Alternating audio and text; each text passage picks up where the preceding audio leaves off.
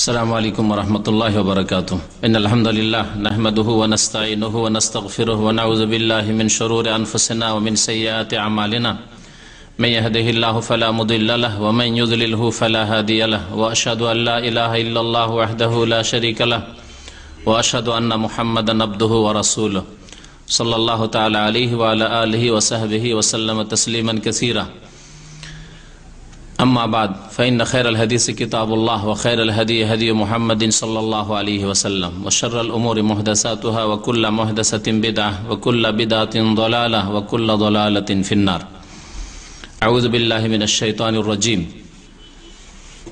اليوم أكملت لكم دينكم وأتممت عليكم نعمتي ورضيت لكم الإسلام دينا আল্লাহ পাক রব্বুল আলামিনের সমস্ত প্রশংসা যে আল্লাহ পাক রব্বুল আলামিন তার মনোনীত দিনকে পূর্ণাঙ্গ করে দিয়েছেন। সে আল্লাহর যাবতীয় প্রশংসা যে আল্লাহ পাক রব্বুল আলামিন প্রিয় রাসূল সাল্লাল্লাহু আলাইহি সাল্লামকে প্রেরণ করে যা কিছু আমাদের জন্য কল্যাণ সে সম্পর্কে আমাদেরকে জানিয়ে দিয়েছেন, আর যাতে রয়েছে আমাদের অকল্যাণ অমঙ্গল সে সম্পর্কে সতর্ক করে দিয়েছেন। আজকে আরবি ইসলামিক মাস হচ্ছে রবিউল আউয়াল মাসের 8 তারিখ, 8ই রবিউল আউয়াল 1432 হিজরি। এই রবিউল আউয়াল মাসে আমাদের ভারত উপমহাদেশে একটি বড় বিদাত হয়ে থাকে, সে সম্পর্কে আলোচনা করা আবশ্যক। যদি এর আগে অনেক আলোচনা হয়েছে, কিন্তু আজকে একটা বিশেষ দিক নিয়ে আলোচনা করব তার, আর সেই বিদাতের নাম হচ্ছে মিলাদুন নবী। আর তারপরে সেটাকে আরো চাকচিক্য করে পেশ করা হচ্ছে এখন, সেটা হচ্ছে ঈদে মিলাদুন নবী। আমাদের সমাজের যারা সাধারণ মানুষ মিলাদ মানে জানে না। আসলে মিলাদ মানে বুঝে যে নবীর প্রতি দুরূদ সালাম পড়া, এরকম বুঝে না। এই জন্য শুধু রবিউল আউয়াল মাসে বাংলাদেশে মিলাদ হয় না, প্রতিদিন হয়। প্রতিদিন দিনে কয়েকবার করে মিলাদ হয়। অমুক জায়গায় মিলাদ আছে, আজকে জুমার পরে মিলাদ, নামাজের পরে মিলাদ। হ্যাঁ, মিলাদ মানে দুরূদ সালাম পাঠ করাকে মিলাদ বলে থাকে। মিলাদ ওয়ালাদা ইয়ালিদু থেকে, ওয়ালাদা ইয়ালিদু মানে জন্ম নেওয়া, আর ওতে থেকে হচ্ছে মিলাদ বা মাউলিদ, আরবিতে মাউলিদ, আর ওটাকে উর্দুতে মিলাদ করা হয়েছে। মাউলিদ মানে জন্মের স্থান অথবা জন্মের সময়কাল। তো মিলাদের তাহলে শাব্দিক অর্থ হচ্ছে জন্মবার্ষিকী। ইয়াউমুল মিলাদ মানে জন্মবার্ষিকী, বছরে একবার পালন করা ওই দিনটি যেই দিনে কারো জন্ম হয়েছে, যে দিনে কারো জন্ম হয়েছে। আর ওর সাথে নবী লাগিয়ে দেবেন, মিলাদুন নবী মানে নবীর জন্মবার্ষিকী সাল্লাল্লাহু আলাইহি ওয়াসাল্লাম। আজকাল এই জন্মবার্ষিকী পালন করা শুধু নবী করিম সাল্লাল্লাহু আলাইহি সাল্লামের সাথেই সীমিত নয়, বরং প্রত্যেকের হচ্ছে। এই বিদাত বাড়তে বাড়তে ঘরে ঘরে প্রত্যেকের জন্মবার্ষিকী পালন করা শুরু হয়েছে। স্বামীর জন্মবার্ষিকী, স্ত্রীর জন্মবার্ষিকী, ছেলে মেয়েদের প্রত্যেকের বার্থডে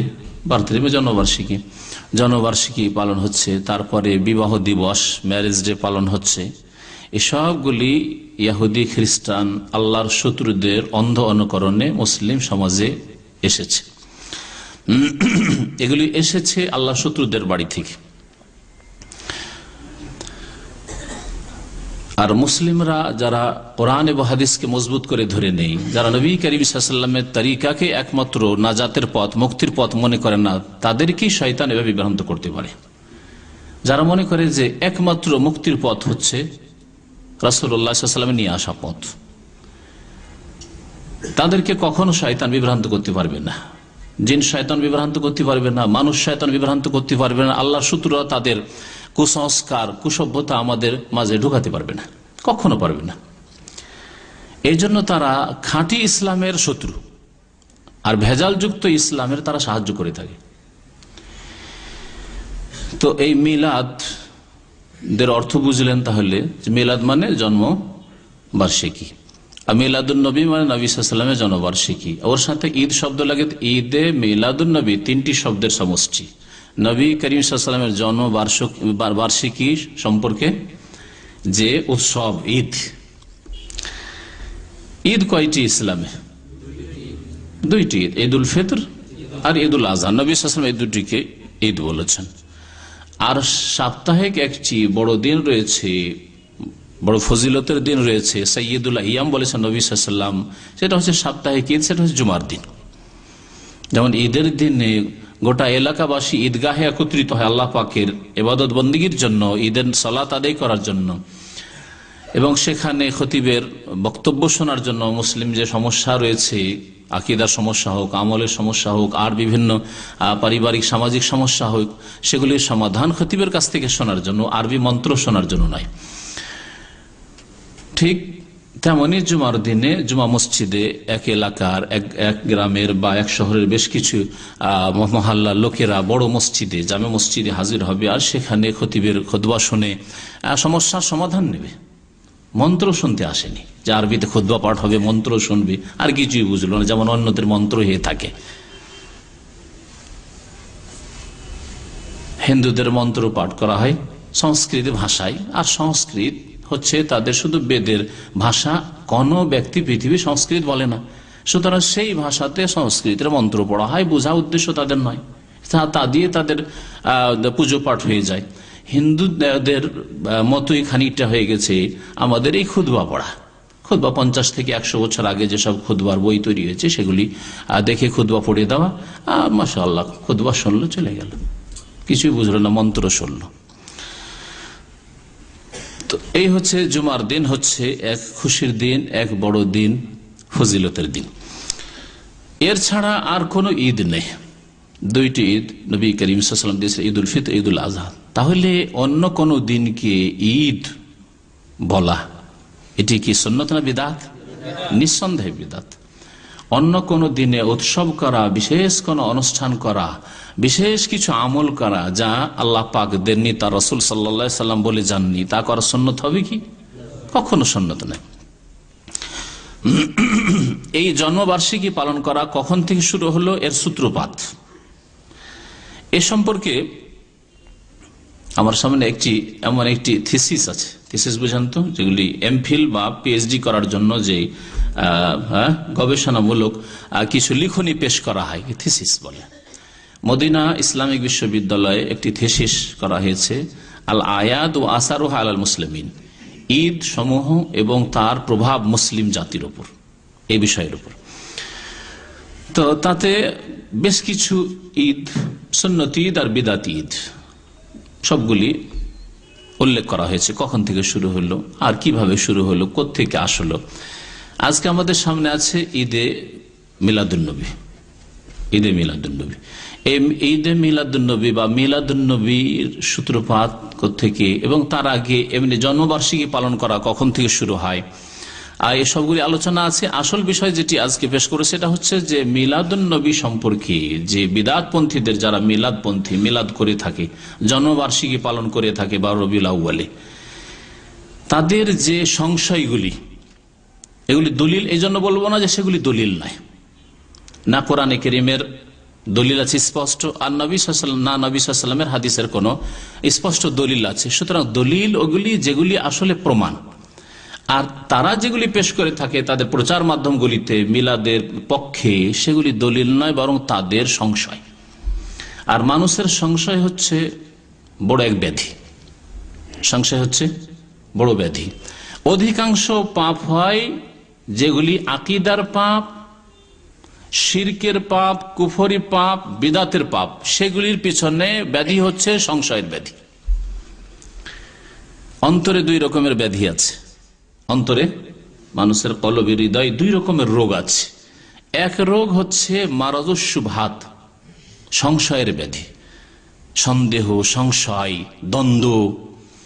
এই দ্বন্দ্ব, সঠিক জিনিস বুঝে উঠতে পারছে না বা বুঝে উঠতে চেষ্টা করছে না, বুঝে উঠবে না, সে অন্তরকে বন্ধ করে দিয়েছে, যার ফলে কুফরিতে আছে, না হয় শিরকে আছে, না হয় বিদআতে আছে। তাহলে কুফরি, আর অধিকাংশ মানুষ পৃথিবীতে কুফরিতে আছে। কাফেরের সংখ্যা বেশি না মুসলিমের সংখ্যা বেশি? কাফেরের সংখ্যা বেশি, তাহলে অধিকাংশ মানুষ কুফরিতে আছে। মুশরিকের সংখ্যা বেশি, বহুত্ববাদীর সংখ্যা বেশি, না একত্ব বিশ্বাসীদের সংখ্যা বেশি? মুশরিকদের সংখ্যা বেশি, তাহলে শিরকের পিছনে দলিল হচ্ছে সংশয়। তাদের সংশয় আল্লাহকে সরাসরি কি করে পেতে পারে, সেখান পর্যন্ত পৌঁছার সিঁড়ি লাগবে। আর সিঁড়ি হচ্ছে ওসিলা।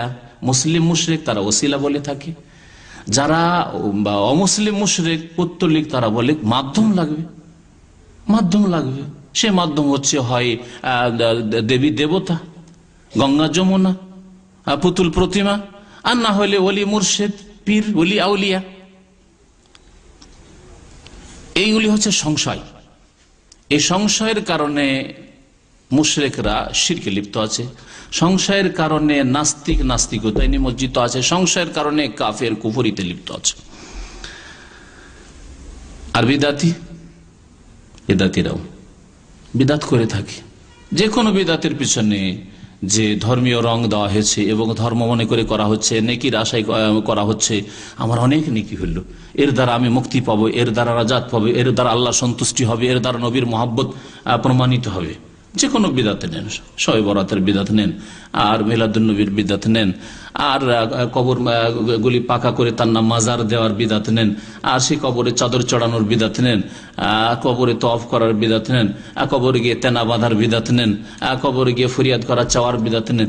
সবগুলির পিছনে কোন রোগ কাজ করছে? মারজুস শুবহাত, সংশয়ের রোগ। সংশয়। উলিয়া উলিয়ার তাজিম করতে হবে না, সম্মান করতে হবে না? রাসূলুল্লাহ সাল্লাল্লাহু আলাইহি ওয়াসাল্লামের তাজিম কি করলাম, সারা বছর কিছুই করতে পারলাম না, একটা দিনও করবো না? সংশয়, দ্বন্দ্ব। একটু চিন্তা করে দেখলো না যে এইভাবে তাজিম, যারা সত্যিকার অর্থে তাজিম করেছেন, জান মাল সবকিছুর কুরবানি করে সমস্ত ধন সম্পদ আবু বকর সিদ্দিককে নিয়ে এসে হাজির করে দিচ্ছেন, জান প্রস্তুত। নবী সাল্লাল্লাহু আলাইহি ওয়াসাল্লামের হেফাজতের জন্য সমস্ত ছিদ্র কাপড় ছেড়ে ছেড়ে বন্ধ করে, ছিদ্র একটা থেকে গেল, বন্ধ হলো, তখন নিজের পা দিয়ে দিলেন। কে? আবু বকর সিদ্দিক রাদিয়াল্লাহু তাআলা আনহু, সূর পাহাড়ের গুহায়। তিনি তো এই জনবার্ষিকী পালনের মাধ্যমে নবীর মহব্বত পেশ করেননি, নবীর তাজিম পেশ করেননি।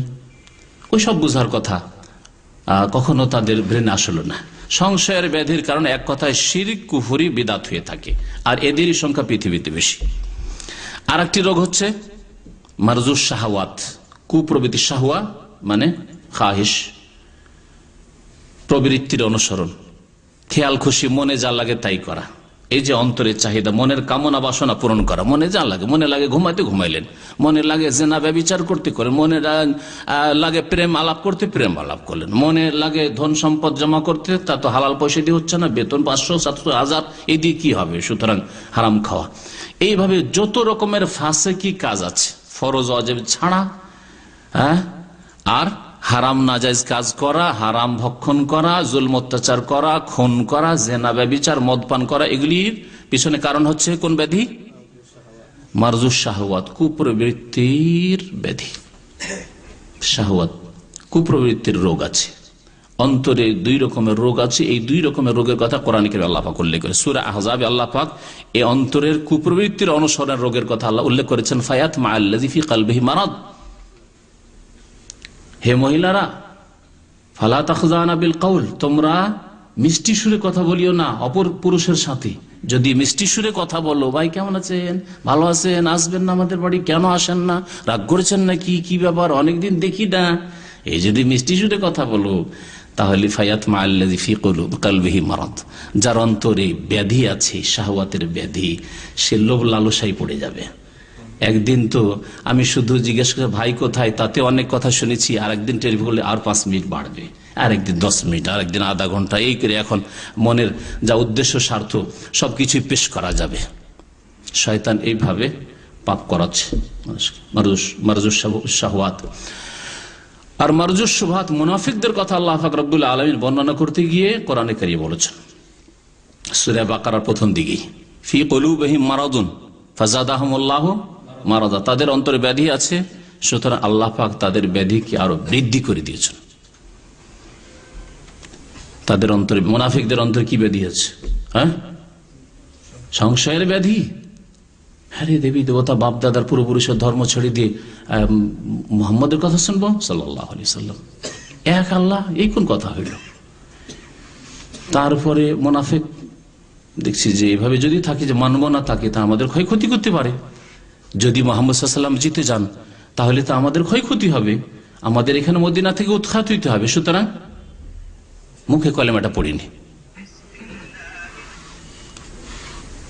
এইভাবে মুনাফিক তৈরি হয়েছে। তো মুনাফিক, কাফের, মুশরিক, বিদাতি তৈরি হয়েছে মারজুস শুবহাতের কারণে, সংশয়ের ব্যাধির কারণে।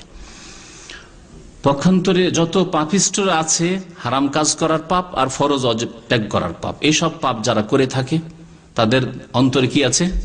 মারজুস শাহওয়াত আছে। নামাজ পড়ে না কেন?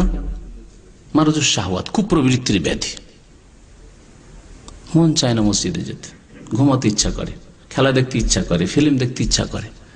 পাপের কাজ ভালো লাগে, নেকির কাজ ভালো লাগে না। তো বলছিলাম যে আসল বিষয় দিয়ে ফিরে আসি, মিলাদ। এই মিলাদের বিদাতের পিছনে তাহলে কোন রোগ কাজ করছে? সংশয়ের ব্যাধি। যাদের অন্তরে সংশয় আছে তারাই এই জন্মবার্ষিকী পালন করতে পারে, সে নবী করিম সাল্লাল্লাহু আলাইহি সাল্লামের হোক, আর নিজের স্ত্রীর হোক, নিজের হোক, অথবা ছেলে মেয়েদের হোক। বার্থডে, জন্মবার্ষিকী পালন করবে ওরা যাদের অন্তরে সংশয়ের ব্যাধি আছে। আরে ছেলে মেয়েরা, এদের লালন পালনে কত কষ্ট করি, ওদের জন্মের দিনটাও স্মরণ করবো না, ওই দিন কেক কাটবো না, একটু মুখ মিষ্টি করবো না, কাউ কিছু খাওয়াবো না। এই যে শয়তান এইভাবে গুমরা করলাম। বিবাহর দিন, একটা খুশির দিন, ম্যারেজ ডে, আর সেই দিনটাও স্মরণ করবো না, স্ত্রী কিছু উপহার দেবো না, ওই দিনও সারা বছর দিতে পারলাম না, কমপক্ষে সেই দিন তো কিছু দিতে হবে। হ্যাঁ, দুইজনে না দিলেও রাগ করবে স্ত্রী, কিছু দিতে হবে, তবে সেই দিন একটু খুশি আমোদ ফুর্তি তো করতে হবে। শয়তান কিভাবে গুমরা করছে, লেগে আছে আমাদের পিছনে ইবলিস শয়তান পথভ্রষ্ট করার জন্য। তো এই বার্ষিকী পালন করা শুরু হয় প্রথম ফেরাউনরা শুরু করে। ফেরাউন মানে কোন এক লোকের নাম না, মিশরের যেসব প্রাচীন যুগে রাজা হয়তো, শাসক হয়তো, সবগুলোকে ফেরাউন বলতো। ওর বহু বচন আছে ফারায়েনা। অনেক ফেরাউন এসেছে, তার মধ্যে এক ফেরাউন মুসা আলাইহিস সালামের জামানায় এসেছিল, মুসা আলাইহিস সালামের সাথে তার দ্বন্দ্ব হয়, তারপরে আল্লাহ পাক তাকে ডুবিয়ে ধ্বংস করেন।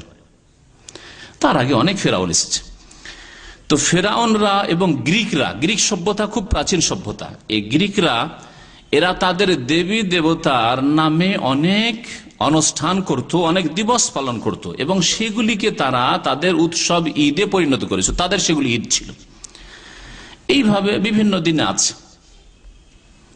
মুসলিম সমাজে আরো বেশ কিছু উৎসবের দিন আছে। ওরস, বছরে কত ওরস আছে ভাবতে পারেন আপনি? তরিকতের বইগুলি পড়ে দেখেন তাহলে বুঝবেন। কিছুদিন আগে শাহজালালের জীবনের বই আমার কাছে আসলো, তো একটু দেখলাম, নজর ফিরিয়ে দেখলাম শাহজালালের জীবনীতে তার জীবনকে কেন্দ্র করে 3টি ওরস আছে। তাদের কাছে ওরস মানে বুঝেন? ওরস মানে কি বুঝেন? জন্ম না মৃত্যুর? কোন বার্ষিকীকে বলে ওরস? না, ওটা শাব্দিক অর্থ হচ্ছে ওরস মানে বিবাহ, কিন্তু শাহজালালকে কেন্দ্র করে অথবা খাজা মালিক চিশতিকে তার ওরস লাগবে, অমুক পীরের ওরস লাগবে, এর মানে কি? মৃত্যুবার্ষিকী। তারা মৃত্যুবার্ষিকী ইয়াউমুল ওফাত বলে না, ওফাতের দিন বলেন না, হ্যাঁ, মৃত্যু দিবস বলেন না, বেয়াদবি হয়ে যাবে। যেমন পীরের কবরকে যদি কবর বলে বেয়াদবি হয়ে যাবে, মাজার বলতে হবে, তাই না? নবীর কবরকে কবর বললে বেয়াদবি হয়ে যাবে, অথচ সাহাবে কেন কবর বলেছেন, কবর নবী সাল্লাল্লাহু আলাইহি ওয়াসাল্লাম, কি বলতে হবে? রাউজা বলতে হবে নবীর কবরকে। এই যে বিদাতি পরিভাষা, বিদাতি ধারণা, ঠিক তেমনই বিদাতি ধারণা হচ্ছে পীর, ওলি, আউলিয়ার মৃত্যু দিবসকে মৃত্যু দিবস বলা বেয়াদবি। তারা তো মরেননি, তারা তো জীবিত চাইতে বেশি শক্তিশালী, তারা তো সবকিছু দিতে পারেন। সুতরাং কি বলতে হবে? একটা নতুন নাম আবিষ্কার করতে হবে, যা কোরআনেও নেই, হাদিসেও নেই। সেটা হচ্ছে মৃত্যু দিবসের নাম হচ্ছে পীর ওলি যদি হয় ওরস, ওরস দিবস। আর উর্স মানে হচ্ছে বিবাহ। তো বিবাহর সাথে আবার এর কি সম্পর্ক? এই নাম কেন হইলো, এই নাম কেন আবিষ্কার করলো? হাসার কথা আর বড় দুঃখজনক কথা, বড় বেয়াদবি কথা, লজ্জা লাগে এরকম বেয়াদবি কথা বলতে। তারা বলে যে ওলি ছিলেন আশেক আর আল্লাহ পাক মাসুক। আশেক মাসুকে দেখা সাক্ষাৎ হয় না, পেরেশান ফানা আল্লাহ পাকে ফানা বিলীন লয় হওয়ার জন্য। এই করতে করতে শেষ মৃত্যুতে একবারে পুরোপুরি এখন আশেক মাসুকের মিল মিলাপ হয়েছে। যদি কোনো যুবক যুবতীর যদি প্রেম থাকে, দেখা সাক্ষাতের কোনো সুযোগ হচ্ছে না, কিন্তু প্রেম আছে, দূর থেকে প্রেম আছে, কোন দিনে বৈধ তরিকায় কোন দিনে গিয়ে মিলন হতে পারে, সাক্ষাৎ হতে পারে? বিবাহর দিনে, তাই না?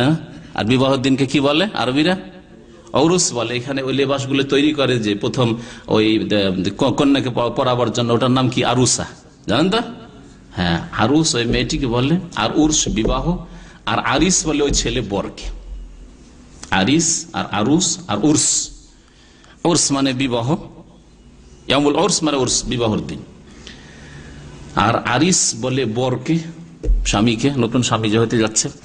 আর আরুস বলে ওই মেয়ে কন্যা, পাত্রীকে।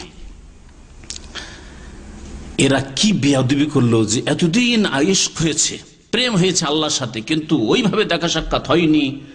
যদিও তাদের কিচ্ছা কাহিনীতে আছে যে আরশেও চলে যায়, বেচারা পাগল চলে গেল আরশে, আছে না? নেই নাই?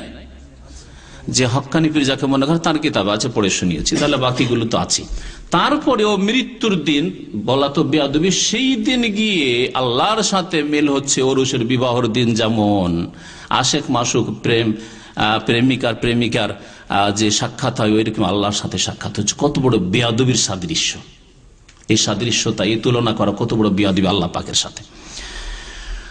তো কি বলছিলাম, যে ওরস আমাদের দেশে যে পালন হয় পীর ওলি বুজুর্গদের নামে, এগুলি হচ্ছে ঈদ, এগুলি হচ্ছে উৎসব, যা আল্লাহ পাক নাজিল করেননি। ভাববেন না যে এগুলির কোনো অস্তিত্ব ইসলামে আছে। কোনো ওরস ইসলামে নেই। আপনার বিবাহ ওরস আছে, আর সেটা আগামীতে পালন করা নেই, যেদিন হয়ে গেছে বিবাহ। আর মৃত্যু দিবস, ওলি ওলিয়া বুজুর্গ পাকা কবরওয়ালার যদি মৃত্যু দিবস হয়, তো সেই দিন ওরস পালন হবে। শাহজালার জীবন, আচ্ছা মরলো তো একদিন, সে বেচারা একদিন না 3 দিন ওরস লাগে। শাহজালালে বছরে 3 বার ওরস লাগে, আমি পড়েছি সেই কিতাবে শাহজালালের জীবনীতে। তাহলে এগুলি যে ব্যবসা, পেটের ব্যবসা, একদিন করে তো যথেষ্ট আয় ইনকাম হচ্ছে না। আমাদের দেশে কিছু মাদ্রাসা আছে যেগুলি বেসরকারি কওমি মাদ্রাসা, এগুলিতে আমাদের বাৎসরিক জালসা, অনেক সময় বাৎসরিক জালসা করেও কালেকশন দিয়ে আমাদের মাদ্রাসা চালানো যাচ্ছে না। তখন কি হয় জানেন? বছরে 2টো জালসা হয়, 2-3টে জালসা করে কালেকশন হয়। ঠিকই তেমন ওরসগুলো, পেট ভরছে না, পেট জাহান্নাম হয়ে গেছে। হালমিম মজিদ, এক ওরস দিয়ে কাজ হইল না, এক ওরস দিয়ে কাজ হইল, 2 ওরস 3 ওরস। ফিরে আসি এই মিলাদের দিকে। এই মিলাদ জন্মবার্ষিকী পালন করা শুরু হয় খ্রিস্টানদের মধ্যে। খ্রিস্টানরা ঈসা আলাইহিস সালামের জন্মদিন তারা কল্পিতভাবে নিল 25শে ডিসেম্বর।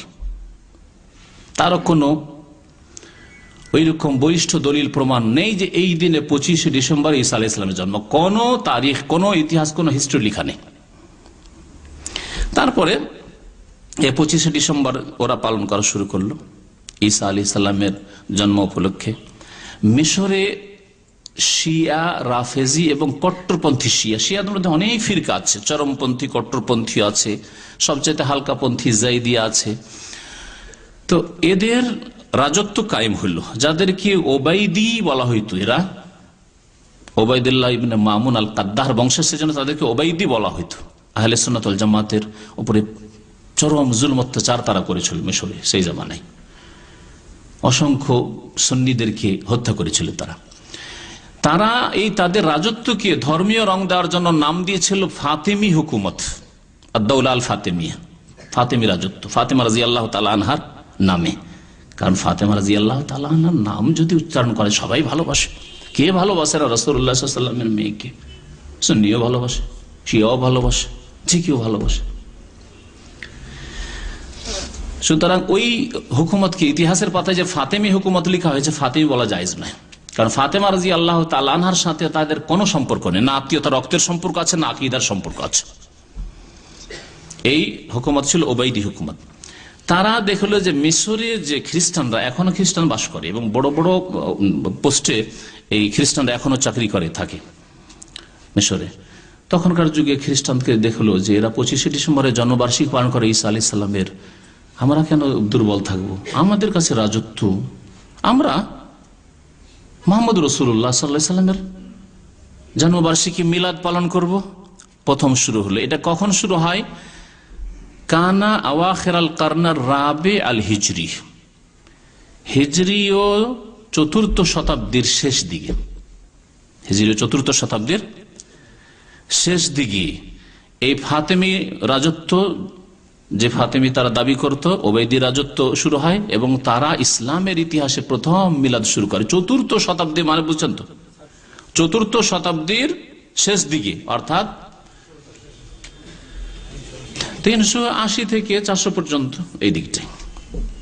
তাহলে প্রায় কাছাকাছি 450 বছর, 450 বছর ধরে নবী সাল্লাল্লাহু আলাইহি সাল্লামের হিজরতের পরে 450 বছর চলে গেছে। 1 নয়, 2 নয়, 100, 200 নয়, 450 বছর এই মিলাদ নবী সাল্লাল্লাহু আলাইহি সাল্লামের নামে জন্মবার্ষিকী পালন করা মুসলিমের করা তো দূরের কথা, তারা স্বপ্নেও দেখেনি যে এটা চালু হবে আর এটা ধর্মে পরিণত হবে, এর নাম ঈদ হবে। আর তা প্রথম কে শুরু করেছে? শিয়া রাফেজিরা শুরু করেছে, যাদের দিন হচ্ছে বাতিল দিন শুরু থেকে শেষ পর্যন্ত। যাদের দিন সম্পর্কে ইমাম ইবনে তাইমিয়া রাহমাতুল্লাহ আলাইহি বলেছেন যে ইহুদিদেরকে জিজ্ঞাসা করা হয়েছিল যে মুসা আলাইহিস সালামের, না তোমাদের মধ্যে জিজ্ঞাসা করা হয়েছে তোমাদের মধ্যে সবচাইতে ভালো মানুষ কারা মুসা আলাইহিস সালামের পরে? মান খায়রুকুম বাদা মুসা আলাইহিস সালাম, মুসা আলাইহিস সালামের পরে তোমাদের মধ্যে শ্রেষ্ঠ কারা? তখন ইহুদিরা বলেছিল, যাদেরকে আল্লাহ অভিশপ্ত মাগজুব আলাইহিম বলেছে, তারপরও তাদের জবাব সুন্দর ছিল। তাদের জবাব ছিল আসহাব মুসা, মুসা আলাইহিস সালামের সাথী সঙ্গীগণ, মুসা আলাইহিস সালামের সহচর যারা সঙ্গী, তারা সবচেয়ে শ্রেষ্ঠ আমাদের মধ্যে মুসা আলাইহিস সালামের পরে। নাসারা খ্রিস্টানদেরকে জিজ্ঞাসা করা হলো মান খায়রুকুম বাদা ঈসা আলাইহিস সালাম, ঈসা আলাইহিস সালামের পরে তোমাদের মধ্যে শ্রেষ্ঠ কারা? তখন তারা বলেছিল হাওয়ারি ও ঈসা আলাইহিস সালাম, ঈসা আলাইহিস সালামের সহচরগণ হাওয়ারি তাদেরকে বলা হইতো। কাল আল হাওয়ারিউনা নাহনু আনসারুল্লাহ, কোরআনে আছে না হাওয়ারিদের নাম হাওয়ারি। ঈসা আলাইহিস সালাম হাওয়ারি মানে সঙ্গী, তাদেরকে শ্রেষ্ঠ তারা বলেছিল। আর রাফেজি শিয়াদেরকে জিজ্ঞাসা করা হইল যে মান শাররুকুম, তোমাদের মধ্যে সবচেয়ে নিকৃষ্ট কারা? তখন তারা জবাব দিয়েছিল আসহাবু মুহাম্মদ সাল্লাল্লাহু আলাইহি ওয়াসাল্লাম, মুহাম্মদ সাল্লাল্লাহু আলাইহি ওয়াসাল্লামের সাথী আবু বকর, ওমর, ওসমান, 5 জন ছাড়া 1,24,000 সাহাবী সাহাবিয়াত নারী পুরুষ নবী সাল্লাল্লাহু আলাইহি ওয়াসাল্লামের সাথে বিদায় হজ করেছেন, তার মধ্যে মাত্র 5 জন ছাড়া বাকিগুলি সবচেয়ে নিকৃষ্ট। কিয়ামত পর্যন্ত যত মানুষ আসবে তার মধ্যে নিকৃষ্ট এরা। পরে খোমেনি তার ইসলামী গভর্নমেন্ট একটি কিতাব আছে আল হুকুমাতুল ইসলামিয়া, তাতে লিখেছে যে এই মুসলিম জাতির ফিতনার মূল উৎস হচ্ছে আবু বকর, ওমর।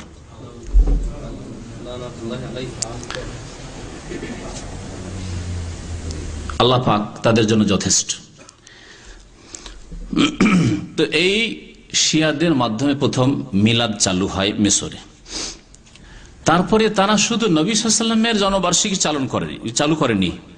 ইতিহাসে লেখা হয়েছে তাদের সম্পর্কে যে তারা 20টি উৎসব চালু করেছিল, আর সেগুলিকে ঈদ বলে আখ্যায়িত করেছিল। তার মধ্যে 6টি ছিল মিলাদ মানে জন্মবার্ষিকী, যেগুলি তারা আবিষ্কার করেছিল। প্রথম হচ্ছে মৌলিদুন নবী সাল্লাল্লাহু আলাইহি ওয়াসাল্লাম, নবী সাল্লাল্লাহু আলাইহি ওয়াসাল্লামের জন্মবার্ষিকী। দ্বিতীয় ছিল মৌলিদ আলী ইবনে আবি তালিব, আলী রাদিয়াল্লাহু তাআলার জন্মবার্ষিকী। আবু বকর চালু করেনি। অনেকে ধোকা খায় আজকাল, ইরানের ওই বেতার রেডিও শুনে অনেকে ধোকা খায়। বাংলা ইরান শুনে বাঙালিরা, আর ইসলামের কথা যখন শুনে দেখেন কত সুন্দর কথা বলে। আপনাদেরকে একটা কথা ভালো করে লক্ষ্য করতে বলছি, কোন দিন লক্ষ্য করে যারা নিয়মিত শোনেন তাদেরকে বলছি যে মনে করেন যে কোন দিন আপনি কি শুনেছেন আবু বকরের নাম ইরানের প্রচার মাধ্যমে? কোনদিন ওমরের নাম শুনেছেন? কোনদিন ওসমানের নাম শুনেছেন রাদিয়াল্লাহু তাআলা আনহু আজমাইন? তাদের নাম শুনেছেন?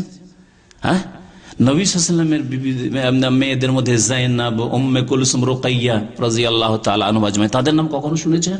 কখনো শুনবেন না। তাদের বেশ কিছু পত্র পত্রিকা আমার কাছে এসেছে, আমি পড়ে চেক করে দেখেছি। পুরো পত্রিকা পড়ে দেখলাম, একবার নাম নেই। আর যদি কোথাও থাকে তাহলে লানত আর গজবের সাথে বদদুয়া অভিশাপের জন্য নাম উল্লেখ করা হয়েছে। আলী, ফাতেমা, হাসান, হোসেন, সালমান ফার্সি। মিলাদ চালু করলো আলী বিন আবি তালিব রাদিয়াল্লাহু তাআলা আনহু। মিলাদ চালু করলো মাউলিদুল হাসান, হাসানের, অল হুসাইন, হুসাইনের, ফাতেমার রাদিয়াল্লাহু আনহার।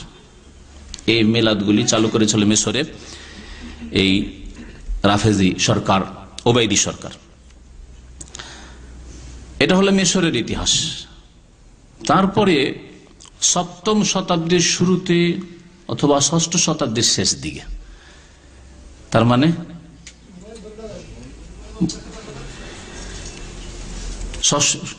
ষষ্ঠ শতাব্দীর শেষে অথবা সপ্তম শতাব্দীর শুরুতে, তাহলে 600 বছর পর্যন্ত সুন্নিদের মধ্যে, সুন্নি মানে হানাফি, শাফেঈ, মালিকি, হাম্বলি, আহলে হাদিস, কারো মধ্যেই মিলাদ ছিল না। আজকে ভারতে, বাংলাদেশে যারা মিলাদ পালন করে তারা কারা? মাযহাবের দিক দিয়ে হানাফি। হানাফিদের মধ্যে 600 বছর পর্যন্ত মিলাদ ছিল না। শাফেঈদের মধ্যে, ইন্দোনেশিয়ায় মিলাদ পালন করে, কেরালাতে বিদাতিরা মিলাদ পালন করে শাফেঈ। শাফেঈদের মধ্যে 600 বছর পর্যন্ত কোন মিলাদের হদিস ছিল না। হাম্বলি আলহামদুলিল্লাহ এই বিদাত থেকে পাক আছে, যদিও হতে পারে অন্য কোথাও, কিন্তু সৌদি আরবে হাম্বলিরা আছে, তারা মিলাদ থেকে পাক আছে। মিলাদ এখানে তারা করে না। আর এখানে যারা সালাফি লোক, কোরআন হাদিসের অনুসারী, তারা আলহামদুলিল্লাহ পাক আছে। আর কোরআন এবং হাদিসের অনুসারী সালাফি তারাই যারা কোরআন হাদিসের অনুসরণ করে।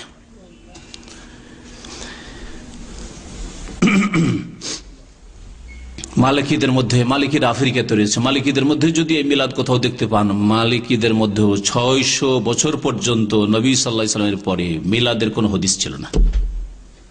সুন্নিদের মধ্যে মিলাদ ছিল না। সুন্নিদের মধ্যে প্রথম মিলাদ চালু করে বাদশাহ মুজাফফর আবু সাইদ কুকুবুরি, শুরু করে এরবেল শহরে, ইরাকের মধ্যে একটি এরবেল শহর, সেই শহরে শুরু করে। এ ছিল শাসক হিসাবে শুরু করনেওয়ালা সুন্নিদের মধ্যে মিলাদ। আর এক মোল্লা ছিল, মোল্লাদের দিয়ে অনেক বিদাত হয়েছে। হ্যাঁ, মোল্লা মুন্সি দিয়ে বহু বিদাত চালু হয়েছে। যেমন বাংলাদেশে আর পশ্চিম বাংলায় যে দুরুদ পড়া হয়, জলসার দুরুদ, ওয়াজ মাহফিলের দুরুদ, আল্লাহুম্মা সাল্লি আলা সাইয়্যিদিনা মাওলানা মুহাম্মদ ওয়া আলা আলি সাইয়্যিদিনা মাওলানা মুহাম্মদ, এই সুর করে যে পড়া হয়, আল্লাহুম্মা শুরু করে দিল, আরাম করছে। আমি বক্তব্য করছি, আরাম পাই না, কিন্তু এই ওসিলা, এটা একটা আরামের ওসিলা বক্তার। আল্লাহুম্মা শুরু করিয়ে দিলাম, আপনারা থাকেন বলেন, আর আমি একটু আরাম করি, চাপানি খাই। তো এই যে দুরুদ, যে দুরুদ চালু করেছে, কে বলতে পারেন? পাবনার মুন্সি মেহরুল্লাহ, এই যে মোল্লা মেহরুল্লাহ। রাসূলুল্লাহ সাল্লাল্লাহু আলাইহি ওয়াসাল্লাম না, তার সাহাবায়ে কেরাম না, তাবেঈন না, তাবা তাবেঈন না, ইমাম আবু হানিফা না, শাফি না, মালিক না, আহমদ না, ইমাম আবু হানিফার দুই ছাত্র, দুই হাত আবু ইউসুফ মুহাম্মদ, কেউ না, রাহমাতুল্লাহি আলাইহিম আজমাইন। ইংরেজদের আমলে হবে, আমার জানা নেই। ইংরেজদের আমলে শিরক বিদাত নিয়ে ব্যস্ত থাকো, আর আমরা ডিভাইড অ্যান্ড রোল। তোমরা বিভক্ত থাকো, তরিকত আবিষ্কার করতে থাকো, আর সেই নিয়ে পীর এসব নিয়ে ব্যস্ত থাকো, আর আমরা আমাদের রাজত্ব করতে থাকি। এই ছিল পলিসি ইংরেজদের। এই উমার মোল্লা শুরু করে মুসেল নামক শহরে, এখনো মুসেল শহর খুব প্রসিদ্ধ ইরাকের মধ্যে, শুরু করে 7ম শতাব্দীর শুরুতে। তো এই দিকে একদিকে যে কোনো বিদাত চালু করতে হইলে দুটো শক্তি যদি একত্রিত হয়, তাহলে তাতে রং লেগে যায়, তাই না? সুন্দর হয়ে উঠে। তখন এক শক্তি হচ্ছে প্রশাসনের শক্তি, কারণ প্রশাসনের সামনে দাঁড়াবে কে, যা করতে চায় তাই করবে। আর আরেক শক্তি হচ্ছে ধর্মীয় শক্তি। বিদাতি ধর্মীয় শক্তি দিল ওমর মোল্লা, ধর্মীয় রং দিল যে মিলাদ করা ভালো, শুভ কাজ, নেকির কাজ, নবীর মহব্বতের কাজ। এদিকে ধর্মীয় রং পেয়ে গেল, ওমর মোল্লা বলছে। তখনকার যে মোল্লাদের খুব মূল্য ছিল। মোল্লা মানে তারা সেই যুগের বড় বড় পদে ছিল। আর এইদিকে সরকারের সমর্থন পেল, যে কোনো বিদাতের ক্ষেত্রে সরকারের সমর্থন পেলে সেটা শক্তিশালী হবে। আরাফাতেও নেতারা ওইভাবে হাজির হয় না যেভাবে বিশ্ব ইজতেমাতে আখিরি মোনাজাতে হাজির হয়। সরকারি সমর্থন, বুঝতে পারছেন না? বিদাতের জন্য এই একদিকে আলেম ওলামা এক শ্রেণীর লেগে আছে, বিদাতে আলেম ওলামা, এইদিকে এক শক্তি বাজাচ্ছে, এতগুলি আলেম ওলামা আসছে, আর একদিকে সরকার উঠে যাচ্ছে, যেমন তেমন কথা নাকি, তো বিশ্ব ইজতেমা আমাদের আরাফা, গরিবদের আরাফা, এটা গরিবদের হজ, দ্বিতীয় আরাফা বলে, দ্বিতীয় আরাফা, তারপরে হজের কথাও বলে। এই গত কয়েক বছর বিবৃতি নেওয়া হয়েছে, সেই বিবৃতিগুলো আমাদের কাছে এসেছে যে সাধারণ লোকেরা খেদমত করছে এই অনুপ্রেরণার এই জজবা নিয়ে, যে আমরা ঈদ হজ আরাফার খেদমত করছি এবং এই হজের সওয়াবের আশায় এখানে এসেছি। তো এই ছিল শুরু। তাহলে চিন্তা করেন, যেই কাজ নবী সাল্লাল্লাহু আলাইহি ওয়াসাল্লামের জামানায় ছিল না, সাহাবা কেরামের জামানায় ছিল না, তাবেঈনদের জামানায় ছিল না, তাবেঈনদের জামানায় ছিল, স্বর্ণ যুগে ছিল না, তারপরেও ছিল না, সুন্নিদের মধ্যে শুরু হইল 600 বছর পরে, সেটা সুন্নত না বিদাত? তারপরেও বিদাতীদের যে সংশয় আছে, সেই সংশয়গুলি সম্পর্কে আলোচনা করি সংক্ষেপে। সংশয় তাদের বেশ কিছু আছে, যতটা আল্লাহ তৌফিক দেবে ইনশাআল্লাহ তারা আপনাদের সামনে পেশ করার চেষ্টা করব।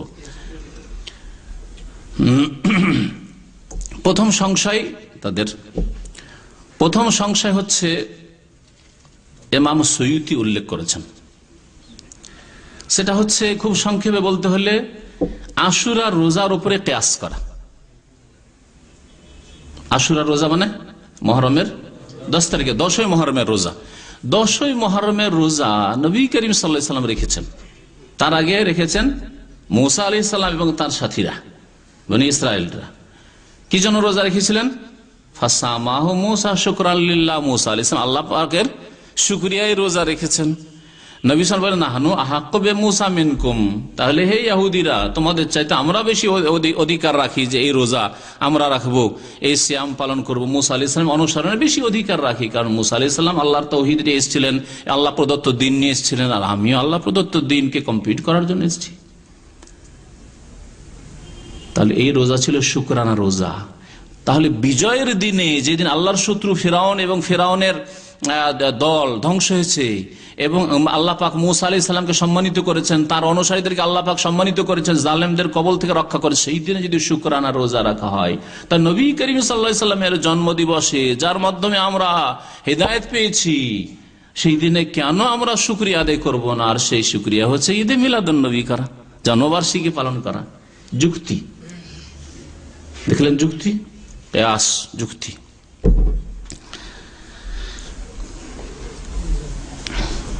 এর উত্তর, প্রথম উত্তর হচ্ছে যে ইমাম সুয়ুতি হাফেজ বিন হাজার রহমতুল্লাহ আলাইহি থেকে উল্লেখ করেছেন, যেই বিষয়টি উল্লেখ করেছেন আর সেটা পড়ে শোনায়। হাফেজ বিন হাজার রহমতুল্লাহ আলাইহি বলছেন, আসলু আমালিল মাউলিদ বিদআতুন। হাফেজ বিন হাজার রহমতুল্লাহ আলাইহি মিশরের বড় মুহাদ্দিস ছিলেন, বরং মুতাআখিরিন পরবর্তীকালের আলেমদের মধ্যে তার মতো বড় মুহাদ্দিস পাওয়া যায়নি। বুখারী শরীফের ভাষ্য 12 খণ্ডে লিখেছেন, ফতুল বারী। তার বহু কিতাব রয়েছে, হাদিসের একটি সংকলন আছে বুলুগুল মারাম। তার ইবনে হাজার রহমতুল্লাহ আলাইহি বলছেন এই জন্মবার্ষিকী পালন করা সম্পর্কে, নবীর মিলাদ সম্পর্কে, যে আসলু আমালিল মাউলিদে বিদাতুন, বিদাত হচ্ছে মিলাদ করা, মিলাদ করার আমল হচ্ছে বিদাত। লাম ইউনকাল আন আহাদিম মিনাস সালাফিস সালেহ, সালাফে সালেহিন মানে সাহাবায়ে কেরাম, তাবেঈন, তাবা তাবেঈন, এরা সালাফে সালেহিন। সালাফে সালেহিনদের মধ্যে থেকে কারো থেকে প্রমাণিত নাই, মিনাল কুরুনিস সালাসা, 3টি যুগের, 3টি যুগ মানে সাহাবায়ে কেরামের যুগ, তাবেঈনদের যুগ আর তাবা তাবেঈনদের যুগ রাহমাতুল্লাহি আলাইহিম আজমাইন, তাদের কোন যুগে পাওয়া যায় না। এই কথা তিনি প্রথম উল্লেখ করেছেন। তারপরে তিনি উল্লেখ করেছেন যে এই মিলাদকে এর উপরে কিয়াস করা হয়েছে। তাহলে আসলে তো তিনি বলে দিলেন যে এটা বিদআত। তারপরে তিনি উল্লেখ করেছেন ওদের কথা যারা কিয়াস করেছে এর উপর।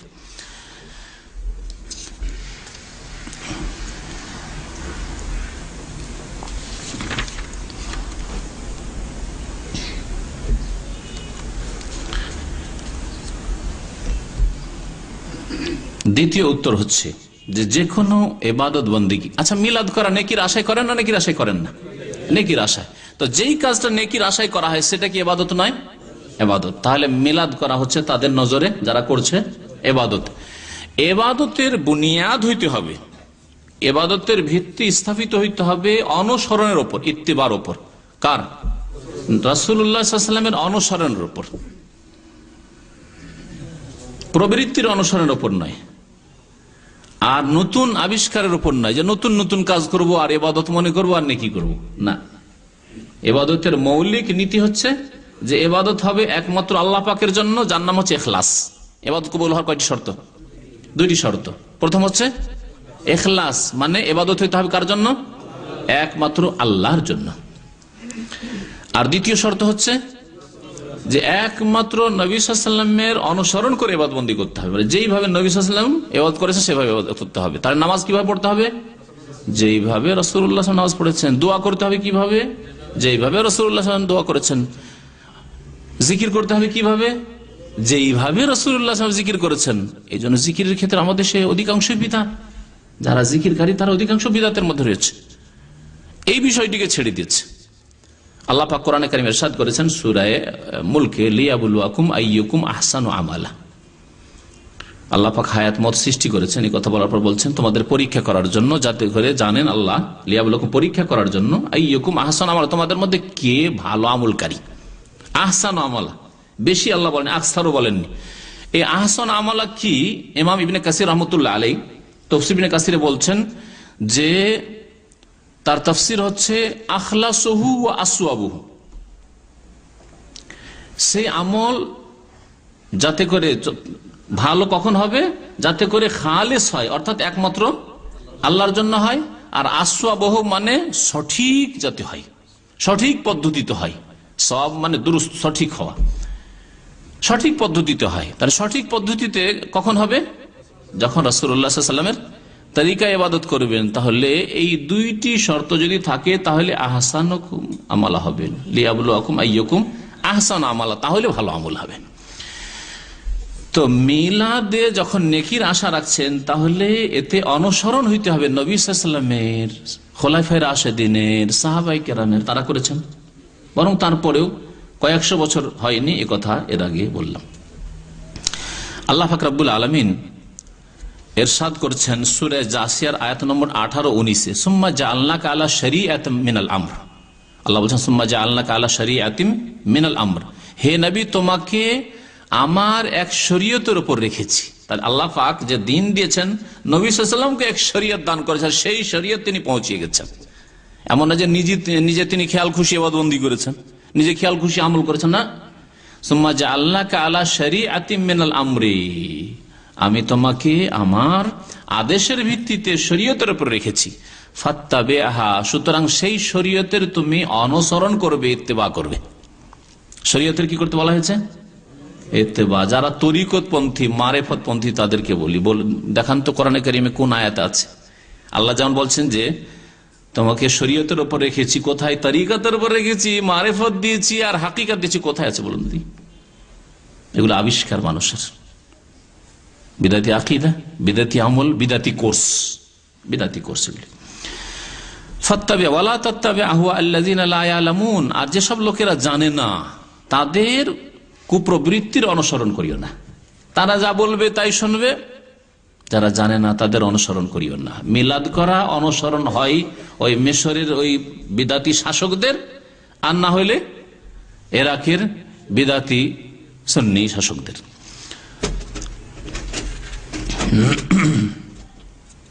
তারপরে আশুরার উপরে কিয়াস করবেন।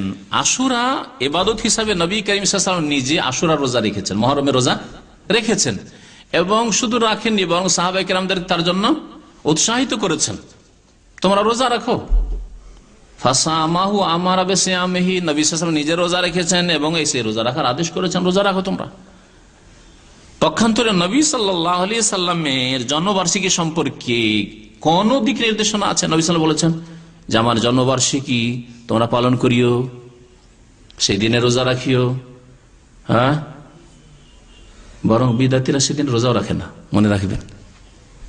বিদাতিদের মতে তারা লিখেছে যে এই 12 রবিউল আউয়াল যেহেতু আমাদের খুশির দিন, উৎসবের দিন, সুতরাং এই দিনে রোজা রাখা মাকরুহ, জায়েজ নাই। যেমন ঈদ উল ফিতর, ঈদ উল আজহার দিনে রোজা রাখা জায়েজ নাই, তার সাথে তুলনা করেছে তারা। ঈদ উল ফিতর, ঈদ উল আজহার সাথে তুলনা করেছে। নবী করিম সাল্লাল্লাহু আলাইহি ওয়াসাল্লাম যদি জন্মবার্ষিকীর দিনে, যে দিনে নবী সাল্লাল্লাহু জন্ম, যদি ধরে নেন 12 রবিউল আউয়াল, প্রথম কথা এটা জানেন কি যে 12 রবিউল আউয়াল নবী সাল্লাল্লাহু আলাইহি ওয়াসাল্লামের জন্ম কিনা এই নিয়ে বড় ইখতিলাফ রয়েছে। রাহিকুল মখতুম নবী সাল্লাল্লাহু আলাইহি ওয়াসাল্লামের জীবনের উপরে সবচেয়ে ভালো কিতাব বর্তমান যুগে, আরবি ভাষায়, উর্দু ভাষায়, ইংরেজি ভাষায়, বাংলা ভাষায়, এছাড়া বহু ভাষায় অনুবাদ করা হয়েছে। এবং রাবেতা আলামে ইসলামী, মুসলিম ওয়ার্ল্ড লীগ যে আন্তর্জাতিক সংস্থা মক্কায় আছে, তার হেড অফিস, আর এর ব্রাঞ্চ ঢাকাতেও আছে রাবেতার, মুসলিম ওয়ার্ল্ড লীগ। সেখানে সিরাতুন নবীর ওপর, নবীর জীবনের ওপর আজকে থেকে প্রায় 25 বছর আগে কি 30 বছর আগে, 30 বছরের কাছাকাছি, আমরা তখন ছাত্র ছিলাম, তো সেই যুগে একটি প্রতিযোগিতার ঘোষণা করা হয়। তাতে সারা পৃথিবী থেকে বিভিন্ন ভাষায় লেখা হয়, ইংরেজি ভাষায়, আরবি ভাষায় লেখা হয়, উর্দু ভাষায় লেখা হয়। তার মধ্যে ফার্স্ট প্রাইজ পেয়েছিলেন এই কিতাবের লেখক আল্লামা শেখ সফিউর রহমান মোবারকপুরি, আমার ওস্তাদ। তার কাছে আমি হানাফি মযহাবের সবচেয়ে বড় ফিকহের কিতাব হেদায়া পড়েছি, হেদায়া ওনার কাছে পড়েছি। তো সেই কিতাবে আছে নবী সাল্লাল্লাহু জন্মদিন কোন দিন, কে পড়েছেন? 9 রবিউল আউয়াল।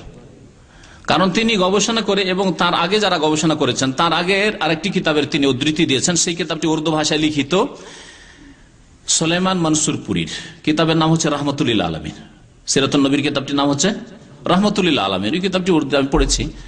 ওই কিতাবে উনি গবেষণামূলক তথ্য পেশ করেছেন যে নবী সাল্লাল্লাহু আলাইহি ওয়াসাল্লামের জন্ম কি বারে হয়েছিল। প্রথম কথা বলতে পারেন সোমবারে।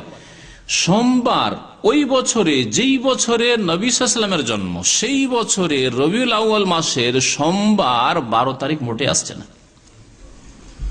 হয় 9 আর না হইলে আর এক সপ্তাহ চলে যাবে, তারপর 9 সাথে 16 হয়ে যাবে, 12তে আসছে না। আর সহিহ মুসলিমের রিওয়ায়াত হাদিস, আর এই হাদিস নিঃসন্দেহে সহিহ, কারণ সহিহ মুসলিমে রয়েছে, কোরআনের পর স্থান সহিহ বুখারী, তারপরে সহিহ মুসলিম, তাতে আছে যে নবী সাল্লাল্লাহু আলাইহি ওয়াসাল্লামের জন্ম কি বারে? ইয়ামুল ইসনাইন, সোমবারে। তাহলে যদি 12 রবিউল আউয়াল ধরি তাহলে সোমবার ছুটে যাচ্ছে, স্পষ্ট বুঝতে পারছেন তো? তাহলে এই বিষয়টি নিশ্চিত নাই। তারপরে আরো বেশ কিছু মত আছে, 5 থেকে 6টি মত আছে। কে বলছে না রবিউল আউয়াল মাসেই জন্ম না নবী সাল্লাল্লাহু আলাইহি ওয়াসাল্লামের। আপনাদের প্রশ্ন করি, তাহলে নবী সাল্লাল্লাহু আলাইহি ওয়াসাল্লামের জন্ম তারিখ নিয়ে এত মতানৈক্য হইল কেন, ইখতিলাফ হইল কেন? এই জন্য যখন নবী সাল্লাল্লাহু আলাইহি ওয়াসাল্লামের জন্ম হয় তখন প্রথম কথা শিক্ষিত সমাজ ছিল না আজকালকার মতো ছেলেদের। আজকালও অনেকে লিখে রাখে না, বার্থ সার্টিফিকেট হয়ে আজকাল খানিকটা ডকুমেন্ট থাকছে, তারপর অনেকে বলতে পারবেন না, যাদের 5, 7টা 10টা ছেলে আছে বলতে পারবেন না সবগুলির হয়তো। তারপরে সাহাবায়ে কেরামরা যদি এখানে ধর্মীয় কোনো কাজ থাকতো তাহলে সাহাবায়ে কেরাম পরে, নবী হওয়ার পরে সাহাবায়ে কেরামরা তো মুখস্থ রাখতেন যে ইয়া রাসূলুল্লাহ আমাদের তো কিছু করতে হবে আপনার জন্মদিবসে, সুতরাং ওই দিন তারিখটা তো আমাদের মনে রাখতে হবে, কিবারে হইল, কোন তারিখে হইল, কোন মাসে করব, স্মরণ করে নেবেন না? নবী সাল্লাল্লাহু আলাইহি ওয়াসাল্লামের কাছ থেকে জেনে নেবেন না? তার আত্মীয় স্বজনের কাছ থেকে জেনে নেবেন না? উচিত ছিল কিনা? যদি কিছু ধর্মীয় কাজ থাকতো নবী সাল্লাল্লাহু আলাইহি ওয়াসাল্লামের জন্মবার্ষিকী কেন্দ্র করে, তাহলে সাহাবারা অবশ্যই জেনে নিতেন। সাহাবে কেরামরা জানেননি, তার মানে এই দিনকে জড়িয়ে কোনো কাজ, কোনো আমল ছিল না। যদি থাকতো তো সাহাবে কেরাম অবশ্যই সেই দিনকে মুখস্থ রাখতেন, আর পরে ঐতিহাসিকদের কোনো দ্বিমত হইতো না, কোনো দ্বিমত হইতো না। এটাও স্পষ্ট প্রমাণ করে যে নবী সাল্লাল্লাহু আলাইহি ওয়াসাল্লামের জন্মবার্ষিকী বলে কিছু সাহাবায়ে কেরামদের কাছে ছিল না, থাকলে অবশ্যই তারা মনে রাখতেন সেই দিন। দ্বিতীয় সংশয় তাদের, যেটা দলিল হিসেবে তারা পেশ করে, সেটা হচ্ছে বাইহাকির একটি হাদিস আছে, আনাস রাদিয়াল্লাহু তাআলা আনহু থেকে বর্ণিত, আন্নান নবী সাল্লাল্লাহু আলাইহি ওয়াসাল্লাম আক্কা আন নাফসিহি বাদান নবুওয়া, নবী সাল্লাল্লাহু আলাইহি ওয়াসাল্লাম নবী হওয়ার পরে তার নিজের আকিকা নিজেই করেছেন। এটা দলিল। কেমন দলিল? কিয়াস, কিয়াস দলিল। হাদিসে তো আকিকার কথা আছে, তো মিলাদ কি করে আসলো? বলতে কিয়াস, কিয়াস যুক্তি। কি যুক্তি? বলছে যুক্তি হচ্ছে যে ইতিহাসে আছে যে নবী সাল্লাল্লাহু আলাইহি ওয়াসাল্লামের আকিকা তার দাদা আব্দুল মুত্তালিব করে দিয়েছিলেন, তার দাদা আব্দুল মুত্তালিব করে দিয়েছিলেন। তো আকিকা তো একবার হয়, তো একবার আব্দুল মুত্তালিব আকিকা করে দেওয়ার পরে আবার নবী সাল্লাল্লাহু আলাইহি ওয়াসাল্লাম 40 বছর বয়সে নবী যখন হইলেন আবার আকিকা করলেন। এর মানে কি? বিদাতি মিলাদিরা বলছে এর মানে হচ্ছে নবী সাল্লাল্লাহু আলাইহি ওয়াসাল্লামের শুকরানা পেশ করা, ওই দিনে উৎসব করা, খুশি করা। নবী সাল্লাল্লাহু আলাইহি ওয়াসাল্লাম যখন খুশি করার উদ্দেশ্যে নিজের আকিকা নিজে করেছেন, তাহলে আমরা জন্মবার্ষিকী পালন করলাম, তাতে কি হলো? এটা ভালো কাজ। বুঝলেন যুক্তি বিদাতিদের? কোথায় আকিকার কথা ছিল? আকিকা থেকে নিয়ে আসলো মিলাদে, যেটা শুকরানা, খুশি। আর নবী সাল্লাল্লাহু আলাইহি ওয়াসাল্লাম খুশি পেশ করেছেন, আর সুতরাং আমরাও খুশি করছি 12 রবিউল আউয়ালে। নবী সাল্লাল্লাহু আলাইহি ওয়াসাল্লাম দুনিয়াতে এসেছেন, এতে খুশি করব না? এটা কেমন কথা হইলো? খুশি করছি আমরা, শুকরানা আদায় করছি, তাতে কিছু গরিব গুরবাকে খাওয়াচ্ছি, তাতে কিছু দুরূদ পড়ছি। হ্যাঁ, আল্লামা আবু বকর জাযাইরি রাহমাতুল্লাহ আলাইহি, হাফিজাহুল্লাহ তাআলা, এখনো রাহমাতুল্লাহ আলাইহি বলতে হবে, ইন্তেকাল করে গেলে। আর যদি বেঁচে থাকেন তাহলে হাফিজাহুল্লাহ তাআলা। আবু বকর জাযাইরি আলজেরিয়ার লোক, বড় আলেম, মদিনা ইউনিভার্সিটির প্রফেসর ছিলেন। আর রিটায়ার হওয়ার পরে তিনি মদিনাতে থাকেন, মদিনাতে বাড়ি, এখানকার নাগরিকত্ব আছে তার। মসজিদে নববীতে তার তাফসীরের একটা দরসার, খুব বড় দরসায়, মসজিদে নববীতে বাবুর রহমত দিকে বেরোলে বড় দরসায় ওনার, আর খুব বৃদ্ধ হয়ে গেছেন। তো উনি লিখেছেন যে বিদাতিরা যারা মিলাদ করে, আশ্চর্য লাগে তাদের উপর। এই মিলাদ করে বছরে একবার স্মরণ করবেন নবী সাল্লাল্লাহু আলাইহি ওয়াসাল্লামকে। আমরা তো নবী সাল্লাল্লাহু আলাইহি ওয়াসাল্লামকে প্রত্যেক দিন 5 নামাজে স্মরণ করি। 5 নামাজে একবার করে না, আজানে স্মরণ করি, একামতে স্মরণ করি, তারপরে আত্তাহিয়াতে স্মরণ করি, দরুদ ইব্রাহিম স্মরণ করি, ফরজ নামাজে হয়ে গেল, সুন্নত নামাজে, হ্যাঁ, বেতন নামাজে, আগের সুন্নতে, পরের সুন্নতে, সবগুলিতে আত্তাহিয়াত আছে, আর দরুদ শরীফ আছে, সবগুলিতে আল্লাহুম্মা সাল্লি আলা মুহাম্মাদ ওয়া আলা আলি মুহাম্মাদ স্মরণ করি, মন্ত্র পড়ি, স্মরণ করি। আল্লাহ তুমি রহমত বর্ষণ করো মুহাম্মদ সাল্লাল্লাহু আলাইহি ওয়াসাল্লামের উপর। আসসালামু আলাইকা আইয়ুহান নবী ওয়া রাহমাতুল্লাহি ওয়া বারাকাতুহু, আসসালামু আলাইনা ওয়া আলা ইবাদিল্লাহিস সালিহিন, আশহাদু আল্লা ইলাহা ইল্লাল্লাহ ওয়া আশহাদু আন্না মুহাম্মাদান আবদুহু ওয়া রাসূলুহু। কতবার স্মরণ করি?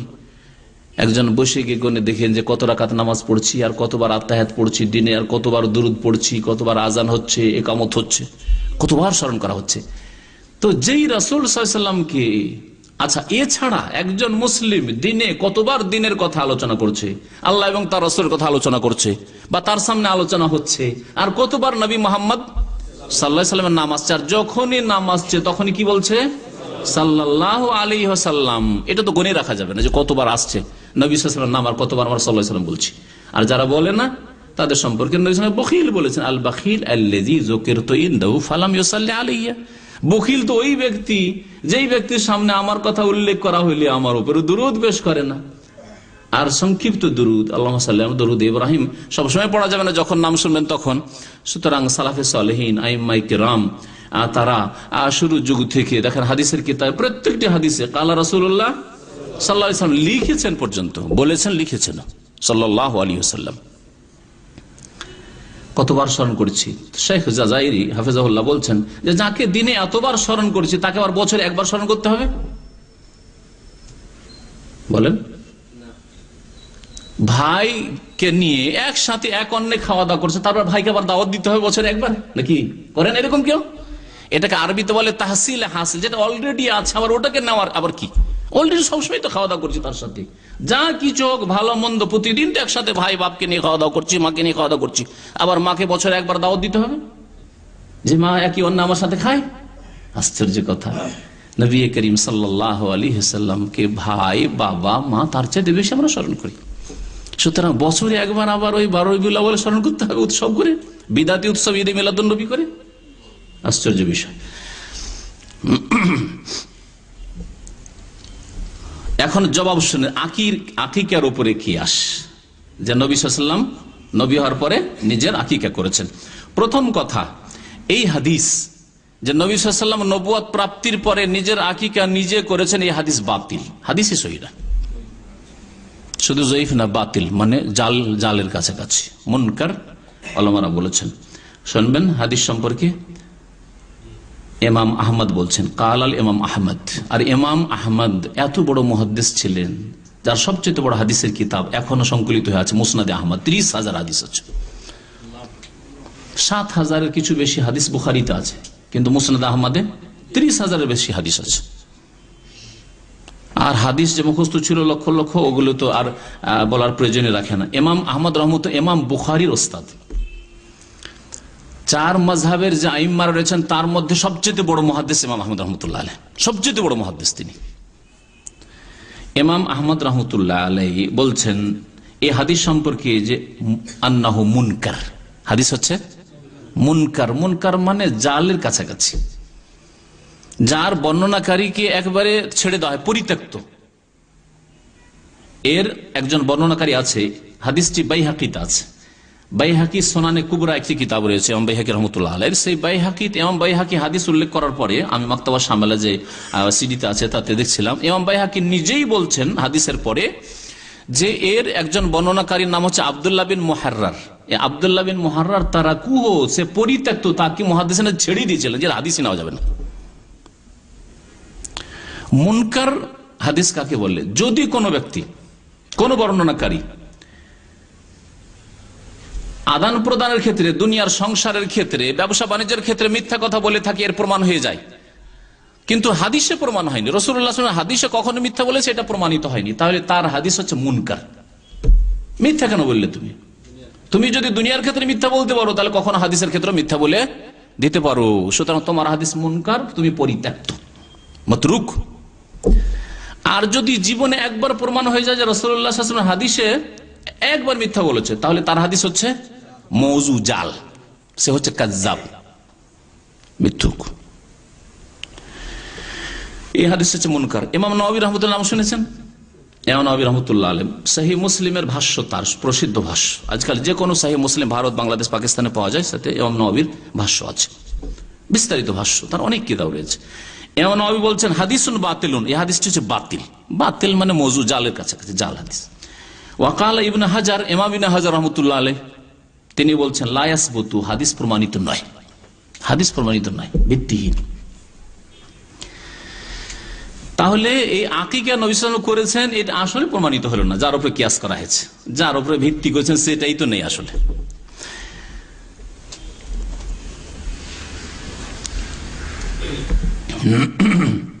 তৃতীয় তাদের দলিল, আর এই দলিল খুব শুনেন আজকাল প্রচার মাধ্যমে আর বিদাতীদের কিতাবে, সয়ুতি সেটা উল্লেখ করেছেন যে ওয়াকাদুরুয়া আবু লাহাব বাদা মাউতি ফিন্নম, আবু লাহাবকে তার আত্মীয়রা স্বপ্নে দেখলো তার মৃত্যুর পরে।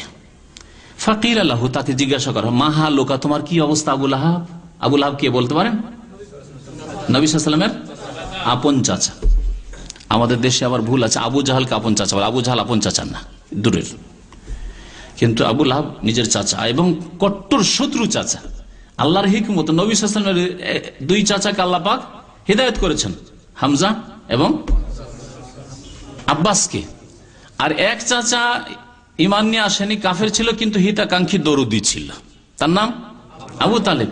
আর এক চাচা কট্টর দুশ্মন শত্রু আবু লাহাব, তাব্বাত ইয়াদা আবি লাহাব। আল্লাহ নাজেল করলেন আবু লাহাবের 2 হাত ধ্বংস হোক, অতএব সে নিজেও ধ্বংস হোক। কত বড় জালেম ছিল, আর কত যে কষ্ট দিত নবী সাল্লাল্লাহু আলাইহি ওয়াসাল্লামকে, যে আল্লাহ পাকের বরদাস্ত হইল না তার উপর এই ধ্বংসের আয়াত নাজেল না করে।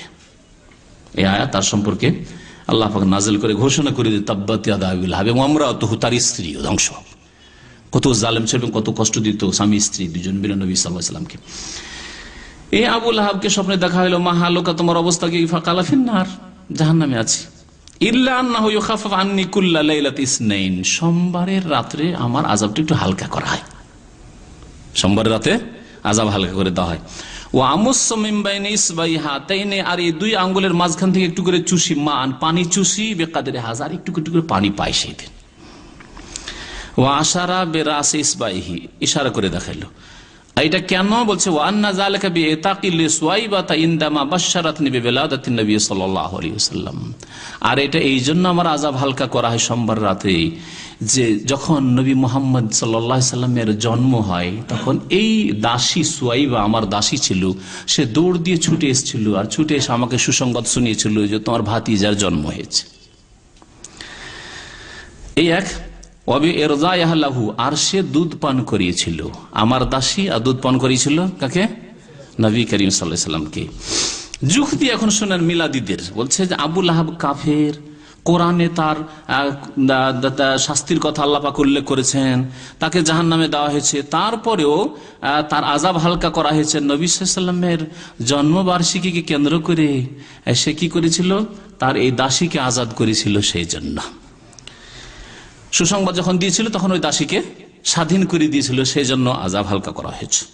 এই হলো যুক্তি। তাহলে আমরা যদি নবী সাল্লাল্লাহু আলাইহি ওয়াসাল্লামের মুসলিম হয়ে মিলাদ করি, জন্মবার্ষিকী পালন করি, তাহলে আমাদের কেন আযাব হালকা হবে না? আমাদের কেন নেকি হবে না? আমাদের নেকির ব্যালেন্স বাড়বে, বুঝলেন না? এই হচ্ছে যুক্তি। এর জবাব শুনেন। প্রথম জবাব, এই যে ঘটনাটি, এর সনদ সহিহ না যায়িফ। আন্নাল খাবরা মুরসালুন, হাদিসটি হচ্ছে মুরসাল। যারা শুক্রবার দিন এসা পরে ক্লাস করেন উসুলে হাদিস, মুস্তালাহুল হাদিস, মুরসালের সংজ্ঞা পড়ানো হচ্ছে। মুরসাল তাবেই যদি বলে কালা রাসূলুল্লাহ সাল্লাল্লাহু আলাইহি ওয়াসাল্লাম, আল্লাহ রাসূল বলেছেন, তাহলে তারপরে কোন তাবেই থেকে বর্ণনা করলেন না সাহাবী থেকে? সাহাবী থেকে হইলে তো ভালো, কিন্তু যদি তাবেই থেকে হয় তো তার অবস্থা কেমন জানতে হবে। এই হাদিস মুরসাল হাদিস হচ্ছে যায়িফ হাদিসের কথাই। ওয়ালাম ইয়াজকুর মান হাদাসাহু বিহি, কার থেকে তিনি হাদিস বর্ণনা করেছেন বর্ণনা করেননি। উরওয়া এটিকে মুরসাল বর্ণনা করেছেন। 2 নম্বর জবাব হচ্ছে যে এই যে কথাটি প্রসিদ্ধ আছে যে আবু লাহাব এই দাসীকে সুয়াইবাকে স্বাধীন করেছিল নবী সাল্লাল্লাহু আলাইহি ওয়াসাল্লামের জন্মের সময়, এই কথাটি ঠিক নয়। জন্মের সময় আজাদ করেন, ওয়াইন্নামা কানা ইতাকুহা ক্বাবলাল হিজরা, বরং নবী সাল্লাল্লাহু আলাইহি ওয়াসাল্লামের হিজরতের সময় আবু লাহাব সুয়াইবাকে আজাদ করেছিল। কখন জন্ম আর কখন হিজরত?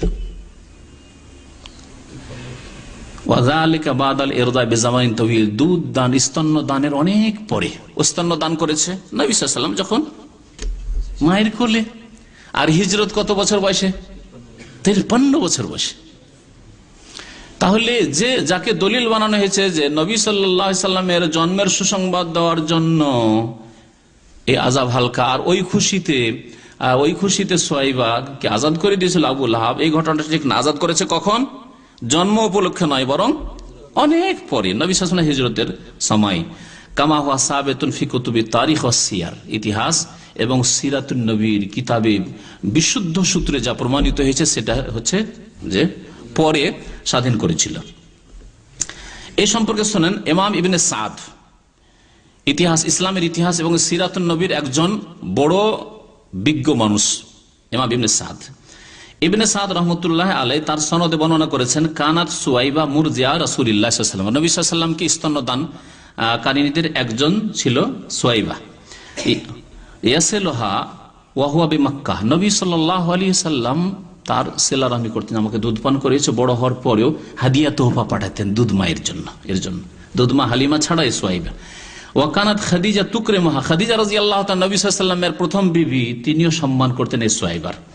ওয়াহিয়া আলা মিলক আবি লাহাব, তখনও খাদিজার সাথে বিবাহ হয়ে গেছে নবী সাল্লাল্লাহু আলাইহি ওয়াসাল্লামের, তখনও আবু লাহাবের মালিকানাধীন ছিল এই সুয়াইবা দাসী। চিন্তা করলেন, নবী সাল্লাল্লাহু আলাইহি ওয়াসাল্লামের সাথে বিবাহ হয়েছে, তখন নবী সাল্লাল্লাহু আলাইহি ওয়াসাল্লামের বয়স 25 বছর। খাদিজা রাদিয়াল্লাহু তাআলা আনহা জানতে পারলেন যে আমার স্বামীকে দুধ পান করিয়েছিল কে? সুয়াইবা। সেই জন্য সম্মান প্রদর্শন করতেন খাদিজা রাদিয়াল্লাহু তাআলা আনহা। তখনও এই সুয়াইবার মালিক কে ছিল? আবু লাহাব। তাহলে আবু লাহাব তখন পর্যন্ত আজাদ করেনি, স্বাধীন করেনি। তাহলে স্বাধীন করার ঘটনা যে বলা হচ্ছে যে যেই দিন সুসংবাদ দিয়েছিল তখনই স্বাধীন করে দিয়েছিল, এই জন্য আল্লাহ পাক তার আযাবকে হালকা করেছেন। কথা সত্য না মিথ্যা হচ্ছে? মিথ্যা। ওয়াকানা রাসূলুল্লাহ সাল্লাল্লাহু আলাইহি ওয়াসাল্লাম ইয়াবআসু ইলাইহা বিসিলাতিন ওয়া বিকিসওয়াতিন, নবী সাল্লাল্লাহু আলাইহি ওয়াসাল্লাম মদিনা থেকে কাপড় পাঠাতেন, মাঝে মধ্যে কিছু উপহার উপঢৌকন পাঠাতেন। আর এর ইন্তেকাল হয় আন্নাহা মাতা সানাতা ৭০ মারজাহু মিন খাইবার, খাইবারের যুদ্ধ থেকে নবী সাল্লাল্লাহু আলাইহি ওয়াসাল্লাম যখন ফিরে আসছিলেন ৭ম হিজরিতে, তখন এই সুয়াইবার ইন্তেকাল হয়। এটা হচ্ছে বিশুদ্ধ ঘটনা। 3 নম্বর জবাব, কোন যুক্তির জবাব? বিদাতীদের। হ্যাঁ, যে আবু লাহাব যেহেতু দাসী আজাদ করেছিল, দাসীকে কেন আজাদ করেছিল? যে নবী সাল্লাল্লাহু আলাইহি ওয়াসাল্লামের জন্ম সম্পর্কে সুসংবাদ পৌঁছেছিল, সুসংবাদ দিয়েছিল, তার খুশিতে আজাদ করে দিয়েছিল, আর দুধ পান করেছিল, তার খুশিতে আজাদ করে দিয়েছিল। সেই জন্য আবু লাহাবের আজাব সোমবারের রাতে হালকা হওয়া। হ্যাঁ, এই যুক্তি। যদি কাফের আযাব হালকা হইতে পারে তো আমাদের আযাব হালকা হবে না? আমাদের গুনাহ খাতা মাফ হবে না আমরা মিলাদ করলে? এই ছিল যুক্তি। তার তৃতীয় জবাব, তৃতীয় জবাব হচ্ছে যে কোরআন এবং হাদিস প্রমাণ করে, কোরআন আয়াত প্রমাণ করে, বহু আয়াতে মর্মে রয়েছে যে কাফেরের সমস্ত আমল নষ্ট, আখেরাতে কিছুই পাবে না, আখেরাতে কিছুই পাবে না। এরকম বহু আয়াত রয়েছে কোরআনে কারিমে। তার একটি আয়াত শোনায়, আল্লাহ পাক বলছেন ওয়াকাদিমনা ইলা মা আমিলু মিন আমালিন ফাজআলনাহু হাবাআম মানসুরা, সূরা ফুরকান আয়াত নম্বর 23। মহান আল্লাহ ইরশাদ করেছেন ওয়াকাদিমনা ইলা মা আমিলু মিন আমালিন, কাফেররা যত আমল করেছে সে আমলগুলিকে আমি লক্ষ্য করব, উদ্দেশ্য করব, ফাজআলনাহু হাবাআম মানসুরা, এবং সেইগুলি বিক্ষিপ্ত ধূলিকণার মতো আমি উড়িয়ে দেব, নষ্ট করে দেব, কোনো আমল কাজে আসবে না। কাফেরের যে কোনো আমল পরকালে কাজে আসবে না, মওতের পরে কাজে আসবে না। দুনিয়াতে কিছু সুখ শান্তি, নেতৃত্ব, রুজি রোজগার বেশ ভালো, সুস্থতা এসব দেবেন, নিরাপত্তা এসব দেবেন। যে কোনো বিশ্বে কাফেররা যেসব জনকল্যাণমূলক কাজ করছে, জাতির উদ্দেশ্যে কাজ করছে, সমাজের উদ্দেশ্যে কাজ করছে, রিলিফের কাজ করছে, এইসব কাজের বদলা তাদেরকে আল্লাহ দুনিয়াতে দেবেন, আখেরাতে কিছুই দেবেন না, যদি লা ইলাহা ইল্লাল্লাহর শাহাদাত না থাকে, মুহাম্মদ রাসূলুল্লাহর শাহাদাত না থাকে। আবু লাহাবের অবস্থা তাই না? তাহলে কি করে আখিরাতে আযাব হালকা হইতে পারে? এরকম আরো বহু আয়াত আছে। আল্লাহ পাক আরেকটি আয়াতে ইরশাদ করেছেন সূরা ইব্রাহিমের আয়াত নম্বর 18, মাসালুল লাযিনা কাফারু বিরাব্বিহিম, ওই লোকদের উদাহরণ যারা কুফরি করেছে রবের সাথে, আমালুহুম কারামাত, তাদের আমলগুলি হচ্ছে ছাইয়ের মতো। আল্লাহ তাদের আমলকে কি বলেছেন? ছাই। ছাই কোন কাজে আসবে? পুড়ে গেছে, আর লকড়ি কাঠি থাকলেও তো কাজে আসতো, ছাইয়ের মতো।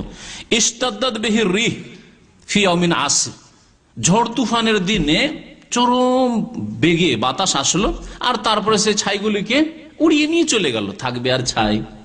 কোথাও যদি ছাই থাকে আর যদি এরকম ঝড় আসে তো ঝড়ে উড়িয়ে নিয়ে চলে যাবে। লা ইয়াকদিরুনা মিম্মা কাসাবু আলা শাই, যা কিছু উপার্জন করেছিল সেগুলি কিছুই রাখতে পারলো না। যেমন ছাই ধরে রাখতে পারলো না ঝড়ের কারণে, তেমনি তারা আমল ধরে রাখতে পারবে না, কারণ কুফরির অবস্থায় মারা গেছে। যালিকা হুয়া দালালুল বাইদ, আর এটা হচ্ছে অনেক দূরে গুমরাহ হয়ে চলে যাওয়ার পরিণাম, গুমরাহ হয়ে থাকার পরিণাম।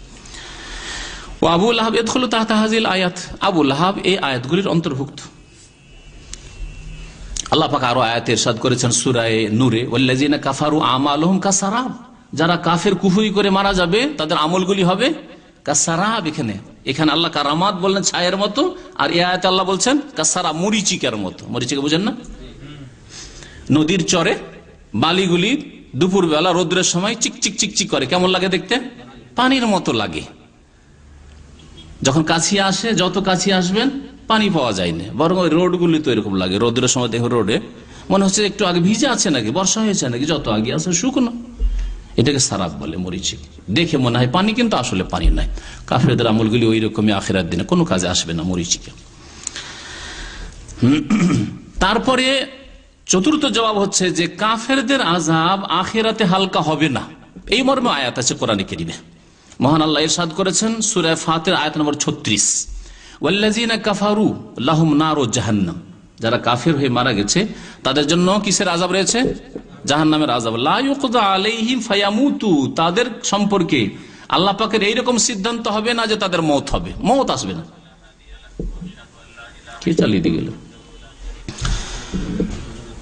তাহলে মওতও আসবে না। ওয়ালা ইউখাফফাফ, ভালো করে শুনেন এই আয়াতের অংশ, ওয়ালা ইউখাফফাফ আনহুম মিন আযাবিহা, আর কাফেরদের আযাবে কোন রকমের হালকাও করা হবে না।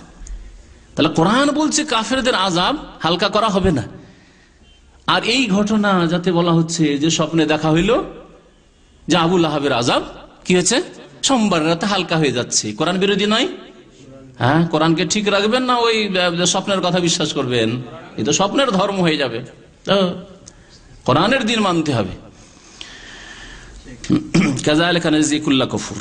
তারপরে আর একটি জবাব দেওয়া যেতে পারে ওই ক্ষেত্রে, যেহেতু নবী সাল্লাল্লাহু আলাইহি ওয়াসাল্লাম বলেছেন এই ক্ষেত্রে, সেটা ওয়াহি, হাদিসে ওয়াহি। আর যেই ক্ষেত্রে নবী সাল্লাল্লাহু বলেননি সেটা হচ্ছে আযাব হালকা করা, ফালা ইউখাফফু আনহুমুল আযাব। কোরআনে কারীমে আল্লাহ পাক একাধিক আয়াতে বলেছেন আযাব হালকা করা হবে না। তারপরে আরেকটি জবাব দেওয়া যেতে পারে যে এই ঘটনাটি, যে ঘটনাটি বয়ান করা হইল স্বপ্নে দেখার, এটি স্বপ্ন, স্বপ্ন দলিল, স্বপ্ন দলিল নয়। ইসলামের দলিল হচ্ছে আল কোরআন, কোরআনের আয়াতে থাকতে হবে, না হলে হাদিস। আর না হইলে উম্মতের ইজমা ঐক্যমত যদি থাকে, আর কোরআন এবং হাদিসে যেটাকে কিয়াস বলা হয় 4 নম্বর উসুল ফিকহের কিতাব বলা হয়, সেটা হচ্ছে কোরআন এবং হাদিসে সেটা আছে অস্পষ্ট, তখন সেটাকে স্পষ্ট করা হয়েছে এবং সেটা সালাফে সালেহিন থেকে চলে আসছে, এমন নয় যে নতুন করে একটা কিছু পেশ করবে।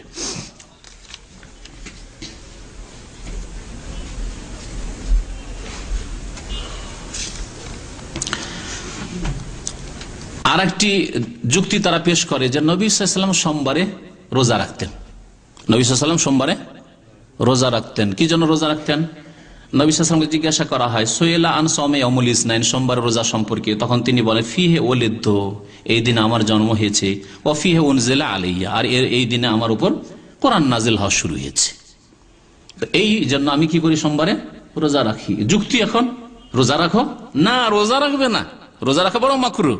যুক্তি হচ্ছে নবী সাল্লাল্লাহু আলাইহি ওয়াসাল্লাম যখন শুকরানা রোজা রেখেছেন তার জন্ম উপলক্ষে, তাহলে 12 রবিউল আউয়াল আমরা জন্ম উপলক্ষে যদি উৎসব করি, ঈদে মিলাদুন নবী করি, তো দোষ কি করলাম? নেকিরই কাজ তো করলাম। এই যুক্তি। এর জবাব কি দেবেন বলুন দেখি?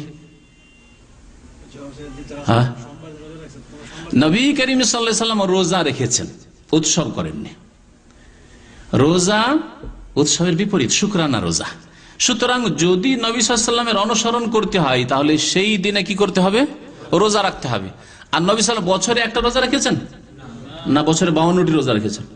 52টি রোজা রেখেছেন, প্রত্যেক সপ্তাহে সোমবারে সোমবারে সোমবারে রোজা রেখেছেন। তোমরা তা তো করো না। মিলাদে 12 রবিউল আউয়াল বছরে একবার, কোথা থেকে নিয়ে আসলে?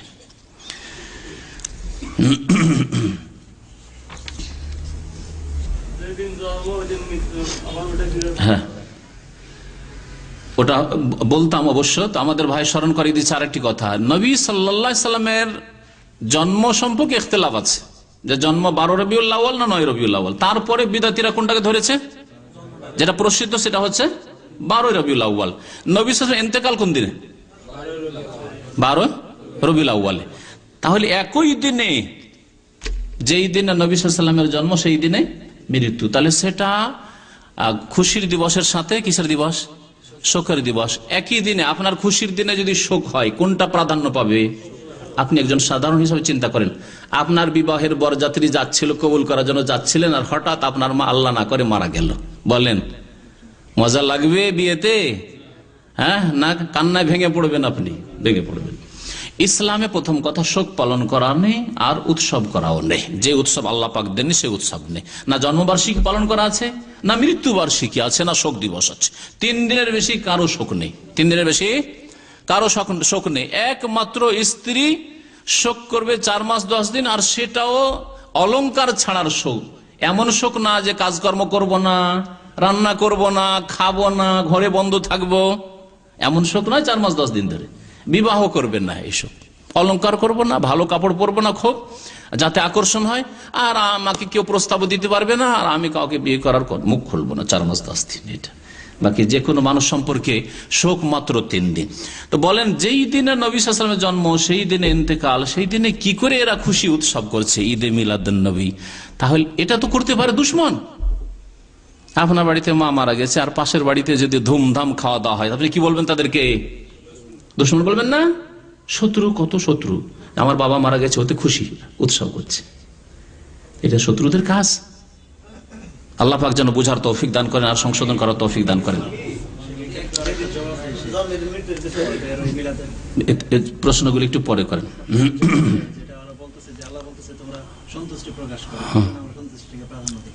হ্যাঁ, আসছে ওটা দলিল আলাদা, ওটা আলাদা দলিল।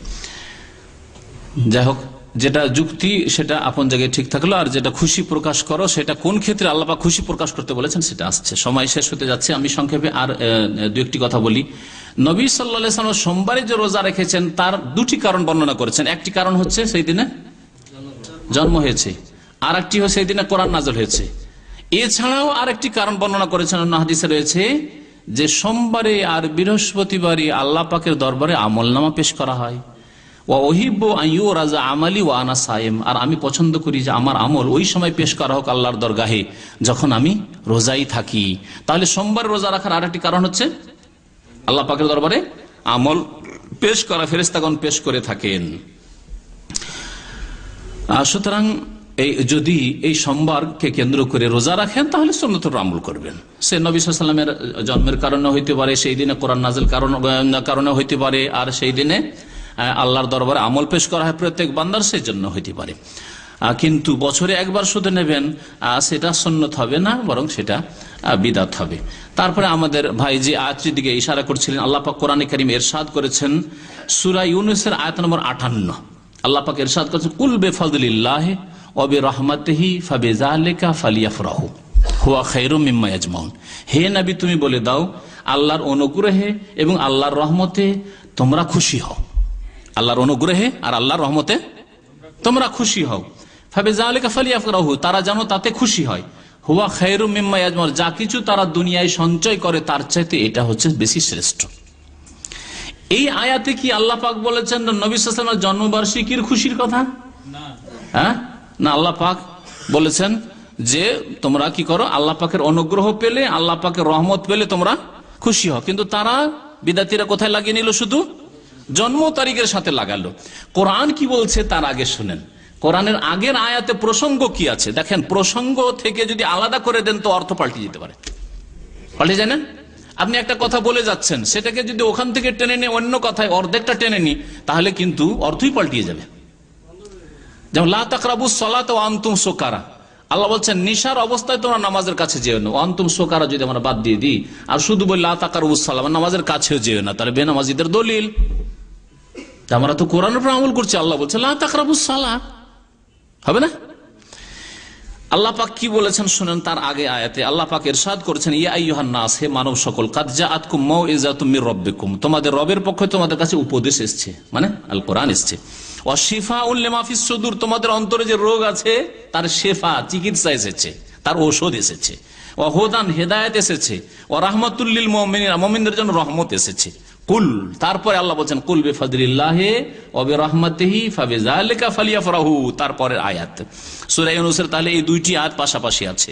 এখন আল্লাহর অনুগ্রহে, আল্লাহর রহমতে তারা যেন খুশি হয়। আল্লাহর রহমত কি? ইমাম তাবরীর নাম শুনেছেন? ইমাম ইবনে জারীর তাবরী, সবচেয়ে বড় তাফসীর তাবরী। সেই তাফসীরে তাবরীকে সংক্ষেপ করে তাতে যে দুর্বলগুলি আছে বাদ দিয়ে তাফসীর ইবনে কাসীর সংকলন করা হয়েছে, হাদিস দিয়ে তাফসীর কোরআনে কারীমের। ইমাম তাবরী এই আয়াত সম্পর্কে বলছেন যে আল্লাহ পাক রব্বুল আলামিন নবী সাল্লাল্লাহু আলাইহি ওয়াসাল্লামকে বলছেন যে হে নবী শোনো, আর এদেরকে বলে দাও যে মিথ্যা প্রতিপন্ন করে, যারা তোমাকে অস্বীকার করে তাদেরকে বলে দাও যে তারা যেন খুশি হয় কিসের ওপর? ইসলামের উপর। কারণ এখানে যা নাযিল হয়েছে রবের পক্ষ থেকে উপদেশ, তা হচ্ছে আল কোরআন এবং আল ইসলাম। কোরআন, আর যে কোরআন হচ্ছে ইসলাম। তাহলে বলছেন যে ইসলাম এবং কোরআনের কথা বলা হয়েছে এই আয়াতে, যেই আয়াতে কয়েকটি বিষয় উল্লেখ করা, উপদেশ এবং রোগের চিকিৎসা, হেদায়াত, রাহমাত মুমিনদের জন্য, এটা হচ্ছে ইসলাম এবং আল কোরআন। এর উপরে আল্লাহ পাক খুশি হতে বলেছেন। কোন বিদাতি আছে যে কোরআন নাযিল হওয়া উপলক্ষে তারা উৎসব করছে? ঈদ নজরুল কোরআন আছে? করে না তো। কোন বিদাতি আছে হিজরত উপলক্ষে? হিজরত করার পরে ইসলাম প্রতিষ্ঠিত হয়েছে, বরং ইসলামী আইনের বাস্তবায়ন হয়েছে, যার জন্য আমাদের অনেকের স্বপ্ন, আমাদের সকলের স্বপ্ন আর কিছু লোকের স্বপ্ন এত বেড়েছে যে শিরক থেকে যাক, কবর মাজার পূজা থেকে যাক, কিন্তু গদিতে চলে গেলে আমরা সব ঠিকঠাক করে নেব। সেটা হয়েছে মদিনা আসার পরে। এই হিজরতের মাধ্যমে একটা এমন টার্ন এসছে, বিপ্লব এসছে, যে বিপ্লব তার আগে কখনো আসেনি 13 বছর জীবনে নবী সাল্লাল্লাহু আলাইহি ওয়াসাল্লামের। দলে দলে এখন ইসলাম কবুল করা শুরু হলো। তারপর ইসলামী আইনের যে দণ্ডবিধানগুলি আছে সেগুলি প্রতিষ্ঠা করা শুরু হলো। মক্কায় হয়েছিল? হ্যাঁ, মক্কায় বদর উহুদ হয়েছিল? কখনো হয়নি। চোরের শাস্তি দেওয়া সম্ভব হয়েছিল মক্কায়? হ্যাঁ, জেনাকারীর শাস্তি দেওয়া সম্ভব হয়েছিল মক্কায়? কখনো সম্ভব হয়নি। জানতে পারতেন নবী সাল্লাল্লাহু আলাইহি ওয়াসাল্লাম যেখানে জেনা হচ্ছে কোনো উপায় নেই, যেখানে ইসলামী আইনের বাস্তবায়নে সেখানে যেমন আমাদের অবস্থা, নিরুপায় আমরা সেগুলি করতে পারছি না, ঠিকই তেমন অবস্থা ছিল মক্কায়। কিন্তু মদিনায় হিজরতের পরে, হিজরতকে উপলক্ষ করে কেন ঈদুল হিজরা হয় না? ঈদুল হিজরা তো হয়নি। ঈদুল মিলাদুন্নবী কেন আসলো? ঈদুল মিলাদুন্নবী খ্রিস্টানদের অনুকরণ করে। নবী সাল্লাল্লাহু আলাইহি ওয়াসাল্লাম ভবিষ্যৎবাণী করেছিল লা তাত্তাবিউনা সানানা মান কানা ক্বাবলাকুম, তোমরা অবশ্যই পূর্বের জাতির অন্ধ অনুকরণ করবে।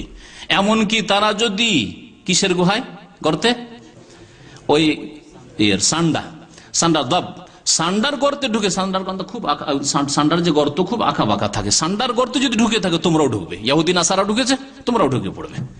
নবী সাল্লাল্লাহু আলাইহি ওয়াসাল্লাম এতে নিষেধ করেছেন, নিন্দা করেছেন না উৎসাহিত করেছেন? নিষেধ করেছেন, নিন্দা করেছেন। খবরদার, সাবধান, তোমরা ইহুদি নাসারাদের অনুকরণ করবে না।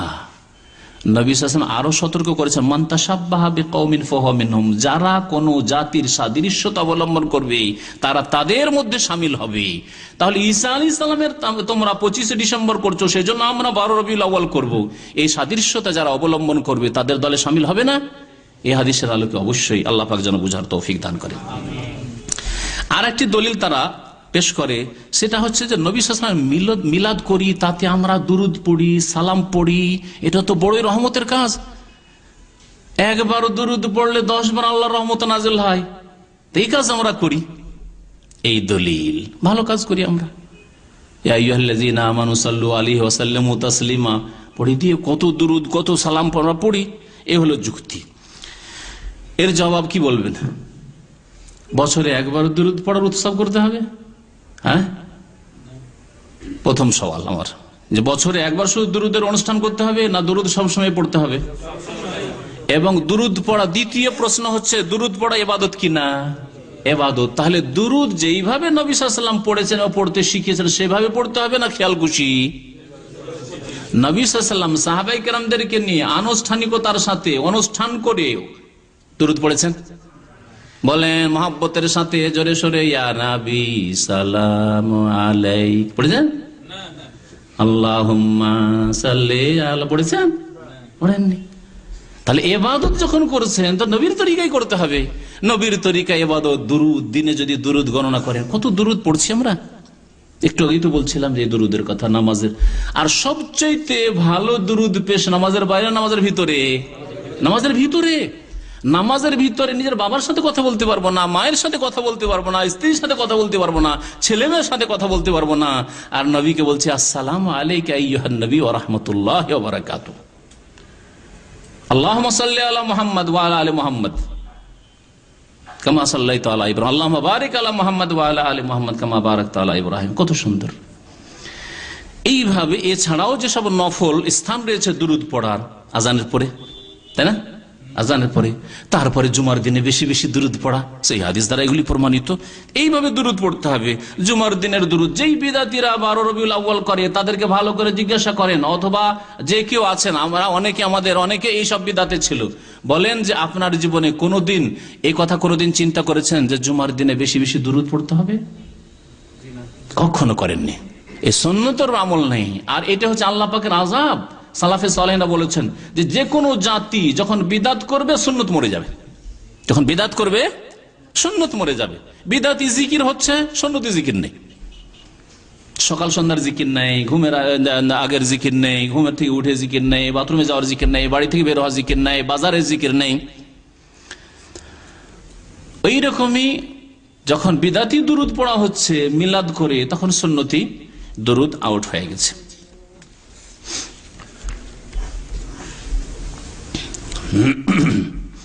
আর একটি তারা যুক্তি পেশ করে যে যেখানে 10 জন সেখানে আল্লাহ, যেখানে 10 জন, শুনেছেন না শোনেননি? এটা শুনে, যেখানে 10 জন সেখানে আল্লাহ।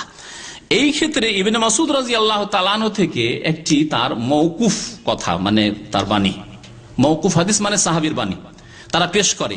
তিনি বলেছেন মা রাআহুল মুসলিমুনা হাসানান ফাহুয়া ইনদাল্লাহি হাসান, মুসলিমরা যেটাকে ভালো মনে করে সেটাই ভালো, মুসলিমরা যেটাকে ভালো মনে করে সেটাই ভালো।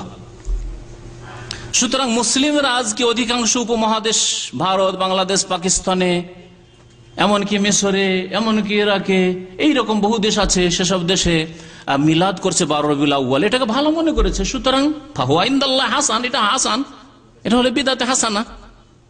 বিদআতে হাসানা। আল্লাহর নবী সাল্লাল্লাহু আলাইহি সাল্লাম প্রত্যেক খুতবায় বলছেন কুল্লু বিদআতিন দালাল, কুল্লু মুহদাসাতিন বিদআত, প্রত্যেক নতুন কাজ ধর্মের নামে হচ্ছে কি? বিদআত। আর আপনি বলবেন না কিছু হাসানা ভালো আর কিছু দলালা, তার নবী সাল্লাল্লাহু আলাইহি সাল্লামের এই খুতবা অমান্য করছেন না? অমান্য করছেন। বিদআতের কোনো ভাগ নেই। এর জবাব কি দেবেন? ইবনে মাসউদ রাদিয়াল্লাহু তাআলা বলেছেন যে যা মুসলমান ভালো মনে করে তাই ভালো, প্রথম কথা, ইবনে মাসউদ রাদিয়াল্লাহু তাআলা আনহু থেকে এটি বর্ণিত, তার কথা মওকুফ, নবী সাল্লাল্লাহু আলাইহি ওয়াসাল্লামের কথা তিনি বলেননি, এক নম্বর কথা। দুই নম্বর কথা যে ইবনে মাসউদ রাদিয়াল্লাহু তাআলা আনহু যে মুসলিমদের কথা বলেছেন তারা আদর্শ মুসলিম, কোরআন সুন্নাহ অনুসারে মুসলিম, কোন যুগে বলেছেন তিনি? সাহাবায়ে কেরামদের যুগে। তখন কোন সাহাবীরা ছিলেন না, কোন মুসলমানরা ছিলেন? সাহাবায়ে কেরাম মুসলিমরা ছিলেন। তাহলে মারাহুল মুসলিমুন হাসানান, সাহাবায়ে কেরামের দল যেটাকে ভালো মনে করেন সেটা ইনশাআল্লাহ আল্লাহর নিকটে ভালো। নবী করিম সাল্লাল্লাহু আলাইহি ওয়াসাল্লাম বলেছেন, ইন্না উম্মতি লা তাজতামিউ আলা দালাল, আমার উম্মত সমস্ত উম্মত গুমরাহির উপর একমত হতে পারে না। ইজমা, সারা বিশ্বের সমস্ত উম্মত, সমস্ত মুসলিম একটা গুমরাহ জিনিসকে ধরে নিয়েছে আর হকটাকে ছেড়ে দিয়েছে, এটা হতে পারে না। কেউ যদি বলে যে মিলাদ তো করছে সবাই, মিথ্যা কথা, সবাই করে না, প্রত্যেক যুগে। আর দেখতে পারেন মিলাদ প্রথম কথা 600 বছর ধরে ছিলই না, তারপরে যা আসলো যখন থেকে এসেছে একদল আলহামদুলিল্লাহ এর বিরোধিতা করতে থেকেছে এবং জাতিকে সতর্ক করতে থেকেছে যে মিলাদ হচ্ছে বিদআত, মিলাদ ইসলাম নয়, মিলাদ পালন করা, জন্মবার্ষিকী পালন করা ইসলাম নয়, বরং ইহুদি খ্রিস্টানদের অনুসরণ। আল্লাহ পাক রব্বুল আলামিন বলেছেন, ওমা আতাকুমুর রাসূলু ফাখুযুহু, যা রাসূল সাল্লাল্লাহু আলাইহি ওয়াসাল্লাম দেন তা নাও। রাসূলুল্লাহ সাল্লাল্লাহু আলাইহি ওয়াসাল্লাম জন্মবার্ষিকী পালন করা দিয়েছেন? দেননি। তাহলে ইবনে মাসউদের কথা পেশ করবেন আর সেটাকে লাগিয়ে নেবেন যে এখনকার মুসলমান অবাঞ্ছিত মুসলমান, বিদাতি মুসলমান, যারা কোরআন এবং হাদিসের ধার ধারে না, তারা মিলাদ করবে আর সেটা আল্লাহর কাছে ভালো হয়ে যায়, ফাহুয়া ইনদাল্লাহ হাসান। কি করে হইতে পারে? যারা আইডিয়াল মুসলিম, সাহাবায়ে কেরাম, তাবেঈন, তাবা তাবেঈন, আইম্মা আরবা, ইমাম আবু হানিফা, শাফিঈ, মালিক, আহমদ রাহমাতুল্লাহ আলাইহি আজমাইন, ইমাম বুখারী, মুসলিম, আবু দাউদ, তিরমিজি, নাসাঈ, ইবনে মাজাহ, এই সব আইম্মায়ে কেরাম, তারা তাদের ক্ষেত্রে বলতে পারেন যে এই মুসলিমরা যেটাকে ভালো মনে করেছেন সেটা আল্লাহর নিকট ভালো ইনশাআল্লাহ। এছাড়াও বেশ কিছু কথা বলা যেত। 7টি সংশয় বা 6টি সংশয় তাদের বর্ণনা করলাম। আল্লাহ পাক রব্বুল আলামিন আমাদেরকে হক কথা বুঝার তৌফিক দান করেন এবং তাদের সংশয়গুলি যথাসাধ্য জবাব দেওয়ার চেষ্টা করলাম। আল্লাহ পাক যেন আমাদেরকে হক কথা কবুল করার তৌফিক দান করেন। নবী করিম সাল্লাল্লাহু আলাইহি সাল্লামের নিয়ে আসা দ্বীনের দিকে আমাদের ফিরে যাওয়ার তৌফিক দান করেন। আল্লাহ পাক রব্বুল আমাদেরকে যেন সংশোধন করার তৌফিক দান করেন, সুন্নাত মোতাবেক জীবন যাপনের যেন তৌফিক দান করেন। আল্লাহ পাক আমাদের মধ্য থেকে যারা দুনিয়া থেকে বিদায় নিয়েছে ইমানের অবস্থায়, আল্লাহ পাক তাদের গুনাহ খাতা যেন মাফ করে দেন। যারা অসুস্থ রয়েছে আল্লাহ পাক তাদেরকে সুস্থতা দান করেন। যারা পেরেশান রয়েছে আল্লাহ তাদের পেরেশানি দূর করে দেন, বালা মুসিবত দূর করে দেন। আল্লাহ পাক আমাদের রিজিকে যেন বরকত দান করেন, আমাদের ইমানকে যেন মজবুত করে দেন, আমাদের সুন্নতের যেন আল্লাহ পাক আমাদের ভক্ত বানিয়ে দেন। নবী করিম সাল্লাল্লাহু আলাইহি ওয়াসাল্লামের শাফাআত যেন দান করেন, নবী সাল্লাল্লাহু আলাইহি ওয়াসাল্লাম হাউজে কাউসার যেন আমাদেরকে দান করেন। নবী সাল্লাল্লাহু আলাইহি ওয়াসাল্লামের যেসব সুন্নত রয়েছে সেসবের প্রচার করার, সেসবের দিকে দাওয়াত দেওয়ার যেন আমাদেরকে তৌফিক দান করেন। সুবহান রাব্বিকা রাব্বিল ইজ্জাতি আম্মা ইয়াসিফুন ওয়া সালামুন আলাল মুরসালিন আলহামদুলিল্লাহি রাব্বিল আলামিন। তারা একটা দাবি করে, সেটা হচ্ছে যে তারা বলে থাকে কোরআন নাযিল হওয়ার দিনের চেয়ে রাসূলুল্লাহর জন্মের দিনটা বেশি প্রাধান্য পাবে।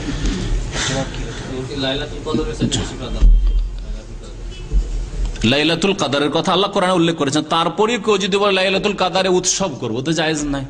এত ফজিলতের খায়রুম মিন আলফি শাহর, তারপরে কেউ যদি বলে যে লাইলাতুল কাদার আমরা মিছিল করব, এতে আমরা উৎসব করব তো জায়েজ নাই। তাহলে তাই যদি জায়েজ না হয় তাহলে না হিজরতের দিনে আছে, না নবী সাল্লাল্লাহু আলাইহি ওয়াসাল্লামের নবুয়ত প্রাপ্তির দিনে কোনো উৎসব আছে, না জন্মের দিনে আছে, না অন্য কোনো দিনে আছে। জি প্রশ্ন আছে মনে হয় যে নতুন বাড়ি নিয়ে আসছে। কি প্রশ্ন? হ্যাঁ, আমাদের আবু হানিফ ভাই, আমাদের কারি সাহেব আসর পর কোরআন শিক্ষা দেন, তিনি বলছেন যে যারা গান শুনে মজা পায় তারা মিলাদ করে মজা পায়, কারণ সুর সার ভালো লাগে, যে কোনো সুর সার ভালো লাগে। আরবি সুরের গান তাও ভালো লাগে, হিন্দি সুরের গান সৌদিকে ভালো লাগে, ফাসিকদেরকে। হ্যাঁ, সুর অর্থ বুঝুক আর নাই বুঝুক। জি, যদি কোনো ব্যক্তি রাসূলুল্লাহ সাল্লাল্লাহু আলাইহি ওয়াসাল্লামের তরিকায় নামাজ না পড়ে, যেমন রফলদান না করে, না বলে, তাদের নামাজ হবে কিনা? একটি প্রশ্ন করেছেন কোন ভাই যে যদি কেউ রাসূলুল্লাহ সাল্লাল্লাহু আলাইহি ওয়াসাল্লামের তরিকা মোতাবেক নামাজ না পড়ে, যেমন রফেদান, যেমন আমিন জোরে বলা, এটাই আর বুকে হাত বাঁধা বা ইত্যাদি, রাসূলুল্লাহ সাল্লাল্লাহু আলাইহি ওয়াসাল্লামের তরিকায় নামাজ না পড়া দুই ভাগে বিভক্ত। এক হচ্ছে যে নবী সাল্লাল্লাহু আলাইহি ওয়াসাল্লামের তরিকায় মোটেই নামাজ পড়লো না, মানে ফরজ ওয়াজিবগুলির ক্ষেত্রেও যেগুলো নামাজের রুকুন আছে, ওয়াজিবাত আছে, তাহলে নামাজই হবে না। আর যেগুলি সুন্নত, রফেদাইন করা, আমিন জোরে বলা, বুকে হাত বাঁধা, এগুলি সহিহ সুন্নত। এগুলি যে জানে না সে মাজুর, যার কাছে এই সহিহ ইলম পৌঁছেনি সে আল্লাহর কাছে মাজুর, ইনশাআল্লাহ তাআলা তার নামাজ হবে। কিন্তু যেই ব্যক্তি, বসে যান, যেই ব্যক্তি জানলো, জানার পরে আমল করলো না, কেন করছেন এটা দেখার বিষয়। যদি এই জন্য না করে যে আমাদের অমুক ইমাম সাহেব করেনি সেই করব না, তাহলে আশঙ্কা আছে নামাজ না কবুল হওয়ার। কারণ তাকে তার ইমাম সাহেবের মতো নামাজ পড়তে বলা হয়নি, নবী সাহেবের মতো নামাজ পড়তে বলা হয়েছে সাল্লাল্লাহু আলাইহি ওয়াসাল্লাম, তাই না? আমাকে শাফিঈ নামাজ পড়তে বলা হয়নি, হানাফি, মালিকি, হাম্বলি নামাজ পড়তে বলা হয়। আমাকে বলা হয়েছে সাল্লু কামা রাআইতুনি উসাল্লি, নবী সাল্লাল্লাহু আলাইহি ওয়াসাল্লামের মতো নামাজ পড়া। সেই জন্য যেই ব্যক্তি রফায়দান করছেন, আমি জোরে বলছে না অথবা বুকে হাত বাঁধছে না বা এই সুন্নতগুলি আমল করছে না, তাকে জিজ্ঞাসা করে কেন করছেন না। যদি বলে যে ভাই আমি তো ইমামের আমি মুকাল্লিদ, সেই জন্য করছি না, তাহলে তার নামাজের আশঙ্কা আছে। আল্লাহ পাক ভালো জানে, বাকি গায়েবের কথা আল্লাহ পাক জানে। আর যদি বলে যে না আমি এই জন্য করছি না যে আমাদের ওখানে দাওয়াতের ক্ষেত্র এখন ওই রকম তৈরি হয়নি, সেখানে বড় বড় রোগ আছে, আমি এখন রফায়দান করলে আমার মিলাদি ছাড়বে না। কবর মাজার পূজা করে, পীর পূজা করে, পীরের মুরিদ, আর ওদেরকে যদি রফায়দানের কথা আমিন জোরের কথা বলি বা করি, আমি আমিন জোরে বলি, তাহলে আমার কোনো কথাই শুনবে না। তাহলে সেই ব্যক্তি হিকমত অবলম্বন করলো, ইসলামে ধীরে ধীরে স্টেপ বাই স্টেপ কদমে কদমে আগে বাড়া, এটা শরীয়ত সম্মত। শরীয়তের বিধানগুলি এভাবে ধীরে ধীরে নাজিল হয়েছে। আপনিও দাওয়াতের ক্ষেত্রে বড় রোগ থাকতে ছোট রোগের চিকিৎসা করবেন না, তাহলে বলবে ইনশাআল্লাহ তাআলা আপনার কোনো অসুবিধা নাই, তবে ক্ষেত্র তৈরি করার চেষ্টা করেন। এমন নয় যে না যেখানে যে দিক থেকে বৃষ্টি আসে ওইদিকে ছাতা ধরবো, এখানে তো করলাম রফায়দান, দেশে গিয়ে করবো না। না, প্রচার করেন, চেষ্টা করেন, কিন্তু তার চাইতে বড় রোগ দেখেন, তার চাইতে বড় রোগ থাকলে বড় রোগ সারান। জি, একটা প্রশ্ন আছে যে পোশাকের, যেটা হচ্ছে পোশাক সম্পর্কে গত এক মাস আগে একটা আলোচনা হয়েছে, ইনশাআল্লাহ বিস্তারিত আলোচনা আছে আমার মনে হয়। এই টাকনুর নিচে পড়লে নামাজ অথবা ওযুতে কোনো প্রভাব পড়বে কিনা? পোশাকের ক্ষেত্রে টাকনার নিচে যদি কাপড় যায় তাহলে কঠোর শাস্তির কথা বলা হয়েছে, তার মানে কাবিরা গুনাহ। আল্লাহ যেন তওবা করার তৌফিক দান করেন আমাদের সকলকে। আর সুতরাং টাকনার নিচে যেন কাপড় না যায়, সেটা নামাজের মধ্যে হোক আর নামাজের বাইরে হোক। আর বাকি উযু নষ্ট হয়ে যাওয়ার হাদিস আবু দাউদে আছে, বেশ কিছু মুহাদ্দিসরা যঈফ বলেছেন। উযু নষ্ট হোক আর না হোক, আপনি তো সবসময় কাবিরা গুনাহতে আছেন যখন টাকনার নিচে কাপড় পরছেন, পায়জামা অথবা প্যান্ট অথবা লুঙ্গি, যে কিছু হোক না কেন।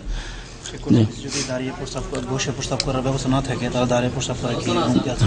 আর এক প্রশ্ন হচ্ছে, এক ভাই করেছেন যে যদি কোথাও বসে পেশাব করার ব্যবস্থা না থাকে তো দাঁড়িয়ে পেশাব করা যাবে কিনা? হ্যাঁ, অবশ্যই যাবে, বুখারী শরীফে হাদিস আছে, এর প্রমাণ আছে। সুতরাং দাঁড়িয়ে বসে পেশাব করা হচ্ছে উত্তম। তবে যদি দেখেন যে এখানে কোনো অসুবিধা আছে অথবা ওইরকম সুবিধাজনক নয় বা কাপড় খারাপ হয়ে যাওয়ার ভয় আছে, কোনো অসুবিধা নেই। দাঁড়িয়ে পেশাব করা অত বড় অপরাধ নয় যত বড় অপরাধ আমাদের পীর হুজুররা করে দিয়েছে, এটাকে বড় অপরাধ বানিয়ে দিয়েছে। জি, সাল্লাল্লাহু আলা নবিয়িনা মুহাম্মদ ওয়া আলা আলিহি ওয়া সাহবিহি আজমাইন। সহিহ বুখারীতে হাদিস আছে।